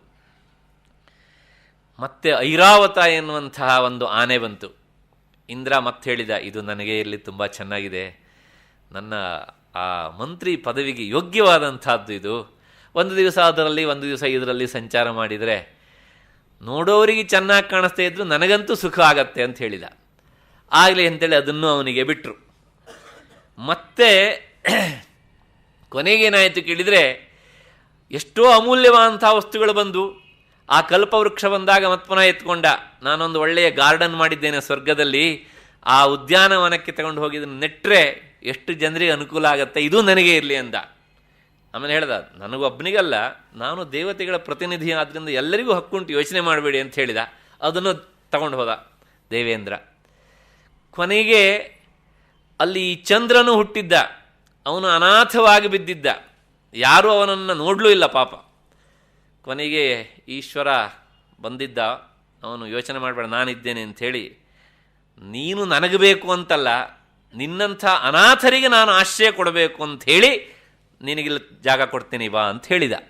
ನಾನು ಇದನ್ನು ಮೊದಲನೇ ಉಪನ್ಯಾಸದಲ್ಲೇ ಹೇಳಿದ್ದೇನೆ. ಹೀಗೆ ಮತ್ತೆ ಪುನಃ ನಡೀತು. ಕೊನೆಗೆ ಕೌಸ್ತುಭ ಮಣಿ ಎನ್ನುವಂಥ ಅಮೂಲ್ಯವಾದಂಥ ಒಂದು ಮಣಿ ಬಂತು. ತಕ್ಷಣ ವಿಷ್ಣು ಹೇಳಿದ, ಇದಕ್ಕೆಲ್ಲ ಪ್ಲ್ಯಾನ್ ಹೇಳಿಕೊಟ್ಟವನೇ ನಾನಲ್ವಾ, ಹಾಗಾಗಿ ನಾನು ಏನೂ ಬಯಸೋದಿಲ್ಲ, ಇದು ಒಂದು ಮಣಿ ಮಾತ್ರ ನನಗಿರಲಿ, ಒಂದು ನೆಕ್ಲೆಸ್ ಮಾಡಿ ಮಧ್ಯೆಯಲ್ಲಿ ಒಂದು ಪೆಂಡೆಂಟ್ ಮಾಡಿ ಹಾಕ್ಕೋಬಿಡ್ತೇನೆ ಅಂತ ಹೇಳಿದ. ಇನ್ನು ಬೇಡ ಅಂತ ಹೇಳಲಿಕ್ಕೆ ಯಾರಿಗೆ ಹಕ್ಕುಂಟು, ಆಗಲಿ ಅಂತ ಹೇಳಿದರು. ಕೊನೆಗೆ ಪುನಃ ಲಕ್ಷ್ಮಿ ಬಂದಳು. ಆಕೆನೂ ಸಹ ನನಗೇ ಇರಲಿ ಅಂತ ಹೇಳಿದ. ಆಗಬಹುದು ಅಂತ ಹೇಳಿದರು. ಹೀಗೆ ಕೊನೆಗೆ ಇನ್ನೂ ಅಮೃತ ಬರಲಿಲ್ಲ. ಬರುವುದಕ್ಕಿಂತ ಮುನ್ನ ಏನಾಯಿತು ಕೇಳಿದರೆ ವಿಷ ಹುಟ್ಟಿಬಿಡ್ತು. ವಿಷ ಹುಟ್ಟಿದಾಗ ಅದೇನು ಮೇಲೆ ಬರ್ತಾ ಇದ್ದಾಗಲೇ ಸುಡ್ತಾ ಇದೆ ಎಲ್ಲರನ್ನೂ ಸಹ. ಈವರೆಗೆ ಆ ಕ್ಷೀರಸಾಗರ ಮಥನ ಮಾಡಿದಾಗ ಯಾವ್ಯಾವ ವಸ್ತುಗಳು ಬಂದವೋ ಅದೆಲ್ಲವೂ ತನಗಬೇಕು ಅಂತ ಒಬ್ಬರ ಮೇಲೆ ಒಬ್ಬರು ಬೀಳ್ತಾ ಇದ್ದಂತಹ ಈ ದೇವತೆಗಳೆಲ್ಲ ಆಗ ನಮ್ಮೆಲ್ಲ ಈ ಪಂದ್ಯ ಆಟದ ಓಟಗಾರರೆಲ್ಲ ನಾಚಬೇಕು, ಹಾಗೆ ಓಟ ಕಿತ್ತರು ಎಲ್ಲರೂ ಸಹ, ಯಾರೂ ಅಲ್ಲಿಲ್ಲ. ಆಗ ಇವರು ಓಡುವುದನ್ನು ನೋಡಿ ಸ್ವತಃ ವಿಷ್ಣು ಕಂಗಾಲಾದ. ಅವನು ಸಹ ಏನೂ ಮಾಡಲಿಕ್ಕೆ ಆಗದೇ ಇರುವಂತಹ ಸ್ಥಿತಿಯಲ್ಲಿದ್ದಾಗ ಆಗ ಈಶ್ವರ ಬಂದ. ಅದನ್ನು ಆ ಈಶ್ವರ ಆ ಸಂದರ್ಭದಲ್ಲಿ ಮಾಡಿದಂತಹ ಘಟನೆಯನ್ನು ಭಗವತ್ಪಾದರು ಈ ಶ್ಲೋಕದಲ್ಲಿ ಸ್ಮರಿಸ್ತಾರೆ. ನಾಲಂವಾ ಪರಮೋಪಕಾರಕಮಿದಂ. ಇದು ಒಂದು ಉಪಕಾರ. ಏನು ಅಂದರೆ, ಆ ಭಯಾನಕವಾದಂಥ ಜ್ವಾಲೆಯನ್ನು ಬೀರ್ತಾ ಬಂತಲ್ಲಪ್ಪ ಆ ವಿಷ, ಗರಲ ಅಂದರೆ ಸಂಸ್ಕೃತದಲ್ಲಿ ವಿಷ ಅಂತ. ಆ ವಿಷವನ್ನು ಕಂಡು ಎಲ್ಲ ದೇವತೆಗಳು ರಾಕ್ಷಸರು ಎಲ್ಲರೂ ಓಡಿದರು. ಆದರೆ ನೀನು ಏನು ಮಾಡಿದೆ ಕೇಳಿದರೆ, ಹೆದರಬೇಡ್ರಪ್ಪ ನಾನಿದ್ದೇನೆ ಅಂಥೇಳಿ ಆ ವಿಷವನ್ನು ತಗೊಂಡು ಏನು ಮಾಡಿದೆ ಕೇಳಿದರೆ ನಿನ್ನ ಕಂಠದಲ್ಲಿ ಇಟ್ಟುಕೊಂಡೆ. ಅದನ್ನು ಹೇಳ್ತಾರೆ ಅವರು, ನಿಕ್ಷಿಪ್ತಂ ಗರಲಂ ಗಲೆ ನ ಗಿಲಿತಂ ನ ಉದ್ಗೀರ್ಣಂ. ಆ ವಿಷವನ್ನು ನೀನು ನಿನ್ನ ಕಂಠದ ಒಳಗಿಟ್ಟುಕೊಂಡೆ. ಗಿಲನ ಅಂದರೆ ನುಂಗುವುದು ಅಂತ ಸಂಸ್ಕೃತದಲ್ಲಿ. ಅದು ನಿನ್ನಿಂದ ನುಂಗಲ್ಪಡಲಿಲ್ಲ. ಯಾಕದನ್ನು ನೀ ನುಂಗಲಿಲ್ಲ ಕೇಳಿದರೆ, ಪ್ರಪಂಚವನ್ನೇ ವ್ಯಾಪಿಸಿ ನಿಂತಹ ನೀನು ಅಂದರೆ ನಿನ್ನ ಒಳಗಡೆ ಇರುವಂತಹ ಆ ಚರಾಚರ ಜೀವಜಾತಗಳನ್ನು ರಕ್ಷಿಸಬೇಕಲ್ಲ, ಆ ಹೊಣೆಗಾರಿಕೆ ನಿನ್ನ ತಲೆ ಮೇಲುಂಟು. ನೀನೇನಾದರೂ ಆ ವಿಷವನ್ನು ಕುಡಿದು ಬಿಟ್ಟರೆ ನಿನ್ನ ಉದರದ ಒಳಗಡೆ ಇರುವಂತಹ ಎಲ್ಲ ಜೀವಜಾತಗಳು ಸಹ ಸತ್ತು ಹೋಗ್ತವೆ. ಅವುಗಳನ್ನು ರಕ್ಷಣೆ ಮಾಡಬೇಕು ಅಂಥೇಳಿ ನೀನು ನುಂಗಲಿಲ್ಲ. ಸರಿ, ಮತ್ತೆ ಪುನಃ ಏನಾದರೂ ಉಗುಳ್ಬೋದಿತ್ತಲ್ಲ ಅಂದರೆ, ಮತ್ತೆ ನಿನ್ನ ಹೊರಗಡೆ ಇರುವಂತಹ ಸಗುಣ ರೂಪವನ್ನು ತಾಳಿದಾಗ ನಿನ್ನ ಹೊರಕ್ಕೂ ಇರಬೇಕಲ್ಲ. ಮತ್ತು ಪುನಃ ಈ ದೇವತೆಗಳು ಇವ್ರನ್ನೆಲ್ಲ ರಕ್ಷಣೆ ಮಾಡಬೇಕು ಅಂಥೇಳಿ, ಅವರು ಯಾರೂ ಸಹ ಸಾಯದೇ ಇರಲಿ ಅಂಥೇಳಿ ನೀನು ಅದನ್ನು ಹೊರಕ್ಕೂ ಸಹ ಉಗಳಲಿಲ್ಲ. ಮತ್ತು ಏನು ಮಾಡಿದೆ? ನಿಕ್ಷಿಪ್ತಂ ಗರಲಂ ಗಲೇ, ನಿನ್ನ ಕಂಠದಲ್ಲಿಯೇ ನೀನದನ್ನು ಇಟ್ಕೊಂಡೆ. ಇದನ್ನು ಹೇಳಿ ಆದಮೇಲೆ ಭಗವತ್ಪಾದರು ಕೇಳ್ತಾರೆ, ನೀನು ನುಂಗಿದ್ರೂ ನಿನ್ನ ಒಳಗಡೆ ಇರುವಂತಹ ಜೀವಿಗಳು ಸಾಯ್ತಿದ್ರು, ನೀನು ಉಗುಳಿದ್ರೂ ಹೊರಗಡೆ ಇರುವವರು ಸಾಯ್ತಿದ್ರು. ಹಾಗಿದ್ರೆ ನೀನು ಏನು ಮಾಡಿದೆ ಅಂತ ಕೇಳಿದರೆ, ಒಳಗೆ ಇರುವವರ ರಕ್ಷಣೆಯೂ ಆಗಬೇಕು, ಹೊರಗಡೆ ಇರುವವರ ರಕ್ಷಣೆಯೂ ಆಗಬೇಕು ಅಂಥೇಳಿ ನಿನಗೆ ತೊಂದರೆ ಆದರೂ ಚಿಂತೆ ಇಲ್ಲ ಅಂಥೇಳಿ ನೀನು ನಿನ್ನ ಕಂಠದಲ್ಲಿ ವಿಷವನ್ನು ಧಾರಣೆ ಮಾಡಿದೆ. ಪ್ರಾಯಶಃ ನೀನು ಈ ಕೆಲಸವನ್ನು ಮಾಡದೇ ಇದ್ದಿದ್ರೆ ಅವತ್ತು ಆ ಕ್ಷೀರಸಾಗರ ಮಥನ ಕಾಲದ ಸಂದರ್ಭದಲ್ಲಿರುವಂಥ ಯಾವ ದೇವದಾನವರು ಬದುಕ್ತಿದ್ರು ಹೇಳು. ಹಾಗಾಗಿ ನಾಲಂವಾ ಪರಮೋಪಕಾರಕಮಿದಂ, ಇದು ಒಂದು ಉಪಕಾರ ನೀನು ಮಾಡಿದ್ದು ಸಾಲದ ಪ್ರಪಂಚಕ್ಕೆ ಅಂತ. ನಮ್ಮಲ್ಲಿ ಈ ಉಪಕಾರ ಎನ್ನುವಂಥ ಒಂದು ಶಬ್ದ ಉಂಟು. ಏನು ಹಾಗಿದ್ರೆ ಅಂದರೆ, ನಮ್ಮ ಎದುರುಗಡೆ ಇರುವಂಥ ಪ್ರತಿ ವ್ಯಕ್ತಿಯಿಂದ ಏನನ್ನೂ ಬಯಸದೇ ಮಾಡಿದರೆ ಮಾತ್ರ ಅದು ಉಪಕಾರ. ಅವರಿಂದ 1 ಪೈಸೆಯಷ್ಟನ್ನಾದರೂ ಬಯಸಿ ಇನ್ನು 99 ಪೈಸೆಯಷ್ಟು ನಾವು ಏನಾದರೂ ಮಾಡಿದರೂ ಸಹ ಅದು ಉಪಕಾರ ಎನ್ನುವಂತಹ ಶಬ್ದದ ವ್ಯಾಪ್ತಿಗಿಂತ ಹೊರತಾಗಿ ಬಿಡ್ತದೆ. ಹಾಗಾಗಿ ಪರಮೋಪಕಾರಕಮಿದಂ ತ್ವೇಕಂ ಪಶೂನಾಂ ಪತೆ. ಇಂತಹ ಈ ಪರಮೋಪಕಾರವನ್ನು ಮಾಡಿದೆಲ್ಲ ಇದು ಒಂದು ಸಾಲದ, ನೀನು ಮಹಾ ಉಪಕಾರಿ ಅಂತ ಜಗತ್ತಿಗೆ ತೋರಿಸೋದಕ್ಕೋಸ್ಕರ ಅಂತ. ಇದಿಷ್ಟು ಈ ಶ್ಲೋಕದ ಅರ್ಥ. ಇನ್ನು ಇದಕ್ಕೆ ಸಂಬಂಧಪಟ್ಟ ಹಾಗೆ ಬೇರೆ ಬೇರೆ ಕಡೆಯಲ್ಲಿ ಇನ್ನೂ ಹೆಚ್ಚಿನ ಮಾಹಿತಿಗಳು ಸಿಗ್ತವೆ. ಇಲ್ಲಿ ಇದಕ್ಕೆ ಮುಂದುವರೆದಂಥ ಭಾಗವೊಂದುಂಟು. ಆ ಈಶ್ವರ ವಿಷವನ್ನು ಹೀಗೆ ಪಾನ ಮಾಡ್ತಾ ಇದ್ದಾಗ, ಬಾಯಲ್ಲಿಟ್ಟಾಗ ಅವನು ಅದನ್ನು ಎಲ್ಲಾದರೂ ಒಳಕ್ಕೆ ನುಂಗಿಬಿಟ್ಟಾನು ಅಂಥೇಳಿ ತಕ್ಷಣವೇ ಪಾರ್ವತಿ ಬಂದು ಈಶ್ವರನ ಕಂಠವನ್ನು ಹೀಗೆ ಸ್ಪರ್ಶ ಮಾಡಿದಳು. ಆಕೆಯ ಸ್ಪರ್ಶದಿಂದಾಗಿ ಕಂಠದಿಂದ ಒಳಕ್ಕೆ ಅದು ಹೋಗಲಿಲ್ಲ ಅಂತ ಹೇಳಿ ಒಂದು ಅಭಿಪ್ರಾಯ ಉಂಟು. ಆದರೆ ಪಾರ್ವತಿ ಅದನ್ನು ತಡಿಬೇಕು ಅಂಥೇಳಿ ನುಂಗಬೇಡ ನುಂಗಬೇಡ, ಉಗುಳು ಉಗುಳು ಅಂಥೇಳಿ ಬಲವಂತ ಮಾಡಿದಳಂತೆ. ಪಾರ್ವತಿಯ ಮಾತನ್ನು ಕೇಳಿ, ಅಂದರೆ ಹೆಂಡತಿಯ ಮಾತನ್ನು ಕೇಳಿದಂಥ ಶಿವ ಏನಾದರೂ ಇದನ್ನು ಉಗುಳಿಬಿಟ್ರೆ ಹೊರಗಡೆ ಇರುವಂತಹ ಈ ಯಾವ ದೇವತೆಗಳು ಜೀವಜಾತಗಳು ಬದುಕೋದಿಲ್ಲ ಅಂಥೇಳಿ ತಕ್ಷಣ ವಿಷ್ಣು ಬಂದು, ಭಾವ ಇದನ್ನು ನುಂಗು ನುಂಗು ನುಂಗು ಅಂತೇಳಿ ಅದನ್ನು ಒಳಕ್ಕೆ ತಳ್ಳೋದಕ್ಕೆ ಪ್ರಯತ್ನ ಮಾಡಿದನಂತೆ. ಯಾಕೆ? ಅದು ಒಳಕ್ಕೆ ಹೋಗಿಬಿಟ್ರೆ ಹೊರಗಡೆ ನಾವೆಲ್ಲ ಸೇಫ್, ಒಳಗಡೆ ಏನಾದರೂ ಆಗಲಿ ಅಂಥೇಳಿ ವಿಷ್ಣು ಆಲೋಚನೆ ಮಾಡಿದ. ಪಾರ್ವತಿಗೆ ಏನಾದರೂ ಒಳಗಡೆ ಹೋದರೆ ಪ್ರಪಂಚ ಮಾತಾಪಿತರೌ ಪ್ರಾಂಚೌ ಜಾಯಾಪತಿ ಸ್ತುಮಃ, ಜಗತ್ತಿನ ತಂದೆ ತಾಯಿಯರು ನಾವು. ಹಾಗಾಗಿ ಒಳಗಿರುವವರು ಎಷ್ಟು ಮುಖ್ಯವೋ ಹೊರಗಿರುವವರು ಅಷ್ಟು ಮುಖ್ಯ. ಇದು ವಿಶಾಲವಾದ ಅರ್ಥ. ಸಂಕುಚಿತ ಅರ್ಥದಲ್ಲಿ ಏನು ಕೇಳಿದರೆ, ವಿಷ ಕುಡಿದು ಮತ್ತೆ ನಮ್ಮ ಯಜಮಾನರು ಏನಾದ್ರು ಕಣ್ಣು ಮುಚ್ಚಿಬಿಟ್ರೆ ಅಂತ. ಹಾಗಾಗಿ ಪಾರ್ವತಿ ನುಂಗಬೇಡ ನುಂಗಬೇಡ ಅಂಥೇಳಿ ತಡೆದಳು ಅಂಥೇಳಿ. ಹಾಗಾಗಿ ತನ್ನ ಹೆಂಡತಿಗೂ ಸಮಾಧಾನ ಆಗಬೇಕು, ವಿಷ್ಣುವಿಗೂ ಸಮಾಧಾನ ಆಗಬೇಕು ಅಂಥೇಳಿ ಅದನ್ನು ಒಳಕ್ಕೂ ನುಂಗದೆ ಮತ್ತು ಹೊರಕ್ಕೂ ಅದನ್ನು ಉಗುಳದೆ ಕಂಠದಲ್ಲಿ ಧಾರಣೆ ಮಾಡಿದ ಶಿವ ಎನ್ನುವಂಥದ್ದು ಸಮಾಧಾನ. ಥರ ರಾಮಾಯ ಸ್ವಸ್ತಿ ರಾವಣಾಯ ಸ್ವಸ್ತಿ ಅಂತ ಹೇಳಿದ ಹಾಗೆ. ಹೀಗಾಗಿ ಅಂದಿನಿಂದ ಶಿವನಿಗೆ ಶ್ರೀಕಂಠ ಅಂತ ಹೆಸರು ಬಂತು. ಅದಕ್ಕೂ ಮೊದಲು ಅವನಿಗೆ ಹೆಸರು ಇರಲಿಲ್ಲ ಅಂತ ಕಾಣುತ್ತೆ ಪ್ರಾಯಶಃ. ಈ ಹೆಸರನ್ನು ಕೇಳಿದಾಗ ಎಲ್ಲರಿಗೂ ಒಂದು ರೀತಿಯ ಗೊಂದಲ. ಏನು ಅಂದರೆ, ಶ್ರೀವತ್ಸ ಎನ್ನುವಂಥ ಹೆಸರು ನಮಗೆ ಪರಿಚಯ ಉಂಟು, ಶ್ರೀಪತಿ ಎನ್ನುವ ಹೆಸರು ಪರಿಚಯ ಉಂಟು, ಶ್ರೀಧರ ಎನ್ನುವಂಥ ಹೆಸರು ಪರಿಚಯ ಉಂಟು. ಹಾಗಾಗಿ ಆ ಶ್ರೀ ಅದರ ಮತ್ತೆ ಮುಂದಿರುವಂಥ ಶಬ್ದ ಎರಡನ್ನು ಸೇರಿಸಿದ ತಕ್ಷಣ ಲಕ್ಷ್ಮೀಪತಿ ಅಥವಾ ಲಕ್ಷ್ಮಿಗೆ ಸಂಬಂಧಪಟ್ಟಂಥ ಯಜಮಾನ ಇಂಥ ಅರ್ಥ ಬರಬೇಕು, ನಾರಾಯಣ ಆಗಬೇಕಲ್ಲ. ಇವನು ಹೇಗೆ ಶ್ರೀಕಂಠ, ವಿಷಕಂಠ ಅಂತ ಹೇಳಿದರೆ ಪರವಾಗಿಲ್ಲ, ಶ್ರೀಕಂಠ ಆದದ್ದು ಹೇಗೆ? ಲಕ್ಷ್ಮಿಯನ್ನೇನಾದರೂ ಈಶ್ವರ ತನ್ನ ಕಂಠದಲ್ಲಿ ಧಾರಣೆ ಮಾಡಿದ್ದಿದ್ರೆ ಶ್ರೀಕಂಠ ಅಂತ ಹೇಳಬಹುದಿತ್ತು. ಹೋಗಿ ಹೋಗಿ ವಿಷ ಧರಿಸಿದ ಇವನನ್ನು ವಿಷಕಂಠ ಅಂತ ಹೇಳೋದು ಬಿಟ್ಬಿಟ್ಟು ಯಾಕೆ ಶ್ರೀಕಂಠ ಅಂತ ಕರಿತೀರಿ ಅಂತ. ತುಂಬ ಜನರಿಗೆ ಗೊತ್ತಿಲ್ಲ ಏನು ಅಂದರೆ, ಲಕ್ಷ್ಮಿಯೂ ಸಹ ವಿಷ ಅಂತ.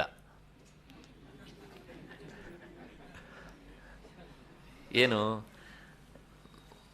ನಮ್ಮನ್ನು ನಗಿಸೋದಕ್ಕೆ ಅಂತ ಚಮತ್ಕಾರವಾಗಿ ಹೇಳ್ತಿದ್ದೀರೋ ಅಂತ ಕೇಳಬೇಡಿ. ನನ್ನ ಕೈಯಿಂದ ಏನೂ ಸೇರಿಸ್ತಾ ಇಲ್ಲ. ಏನು ಹಾಗಿದ್ರೆ, ಸಂಸ್ಕೃತದಲ್ಲಿ ಶ್ರೂ ಹಿಂಸಾಯಾಮ್ ಅಂತ ಒಂದು ಧಾತು ಉಂಟು. ಅದಕ್ಕೆ ಅರ್ಥ ಏನು ಕೇಳಿದರೆ, ಶೃಣಾತಿ ಹಿನಸ್ತಿ ಇತಿ ಶ್ರೀಹಿ. ಅಂದರೆ ಅದರ ಹತ್ತಿರ ಹೋದವನನ್ನು ಸಾಯಿಸತ್ತೆ ಅದು. ಯಾವುದು? ವಿಷ. ಹಾಗಾಗಿ ಯಾವುದು ನಮ್ಮನ್ನು ಸಾಯಿಸತ್ತೋ, ಯಾವುದು ನಮಗೆ ಪೀಡೆಯನ್ನುಂಟು ಮಾಡುತ್ತೋ ಅದಕ್ಕೆ ಶ್ರೀಹಿ ಅಂತ ಹೆಸರು. ಹಾಗಾಗಿ ಶ್ರೀಹಿ ಅಂದರೆ ವಿಷ ಅಂತ ಅರ್ಥ. ಮತ್ತು ಆ ವಿಷ ನೇರವಾಗಿ ಒಂದೇ ಸಲ ಸಾಯಿಸ್ಬಿಡುತ್ತೆ, ಲಕ್ಷ್ಮಿ ಆಗಾಗ ಸಾಯಿಸ್ತಾ ಇರುತ್ತೆ. ವಿಷವನ್ನು ಕುಡಿದ್ರೆ ದೇಹವೂ ಬಿದ್ದು ಹೋಗುತ್ತೆ. ಆ ಲಕ್ಷ್ಮಿಯ ಮತ್ತು ಲಕ್ಷ್ಮಿಯ ವಿಷ ಹೆಚ್ಚಾದರೆ ದೇಹ ಇರುತ್ತೆ, ಆದರೆ ವಿವೇಕ ಎನ್ನುವಂಥದ್ದು ಕಳೆದು ಹೋಗ್ಬಿಡುತ್ತೆ. ವಿವೇಕ ಅನ್ನೋದು ಹೋದ ಮೇಲೆ ಬರೀ ದೇಹ ಇದ್ರೆ ಅವನು ಬದುಕಿದ್ದಾನೆ ಅಂತ ಯಾರು ಹೇಳ್ತಾರೆ?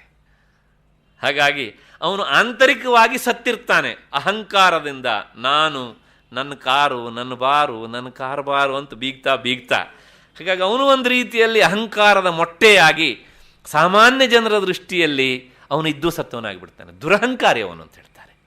ಹಾಗಾಗಿ ಆ ಲಕ್ಷ್ಮಿಯೂ ಸಹ ವಿಷವೇ. ಬಾಣಭಟ್ಟ ಇದನ್ನು ಬಹಳ ಸುಂದರವಾಗಿ ಹೇಳ್ತಾನೆ. ಆದ್ದರಿಂದ ಶ್ರೀಕಂಠ ಅಂದರೆ ವಿಷಕಂಠ ಅಂತ ಅರ್ಥ. ಇದಿಷ್ಟು ಶ್ರೀಕಂಠ ಅನ್ನೋದಕ್ಕೆ ವಿವರಣೆ ಆಯಿತು. ಮತ್ತು ಇಷ್ಟೆಲ್ಲ ಆದಮೇಲೆ ಇಲ್ಲಿ ಅದ್ವೈತಸ್ತವ ಅಂತ ಭಗವತ್ಪಾದರದ್ದೇ ಕೃತಿ ಅನ್ನುವಂಥ ಒಂದು ಪ್ರಸಿದ್ಧಿ ಉಂಟು. ಅದರೊಳಗೆ ಈ ಶ್ಲೋಕಕ್ಕೆ ಸಂಬಂಧಪಟ್ಟ ಹಾಗೆ ಒಂದು ಮಾತನ್ನು ಹೇಳ್ತಾರೆ. ನೀನು ಏನಾದರೂ ಈಗ ಸಮುದ್ರ ಮಥನ ಕಾಲದಲ್ಲಿ ಬಂದಂಥ ವಿಷವನ್ನು ಪಾನ ಮಾಡದೇ ಇದ್ದ ಪಕ್ಷದಲ್ಲಿ ಏನಾಗ್ತಾ ಇತ್ತು ಅಂತ. ಕ್ಷೀರಾಬ್ಧೇರ್ಮಧ್ಯಮಾನಾತ್ ಯದಜನೆ ವಿಷಮಂ ದುರ್ಧರಂ ಕಾಲಕೂಟಂ ದೃಷ್ಟ್ವಾ ತ್ರಸ್ತಾಃ ಸಮಸ್ತಾಃ ತ್ರಿಭುವನಪತಯೋ ದಹ್ಯಮಾನಂ ವಿದಿತ್ವಾ ಧತ್ತೇ ಕಂಠೇ ಮಹೇಶೋ ಜಗದುಪಕೃತಯೇ ಹಂತ ನೋಚೇತ್ತದಾನೀಂ ಕ್ವೇಂದ್ರೋ ವಿಷ್ಣುಃ ಕ್ವ ವೇದಾಃ ಕ್ವಚ ವಿಬುಧಗಣಾಃ ಜಂಗಮಾ ಜಂಗಮಂ ಕ್ವ ಕ್ವೇಂದ್ರೋ ವಿಷ್ಣುಃ ಕ್ವ ವೇದಾಃ ಕ್ವಚ ವಿಬುಧಗಣಾಃ ಜಂಗಮಾ ಜಂಗಮಂ ಕ್ವ.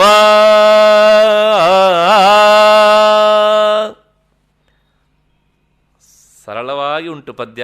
ಕ್ಷೀರಾಬ್ಧೇರ್ ಮಧ್ಯಮಾನಾತ್ ಯದಜನೆ ವಿಷಮಂ ದುರ್ಧರಂ ಕಾಲಕೂಟಂ.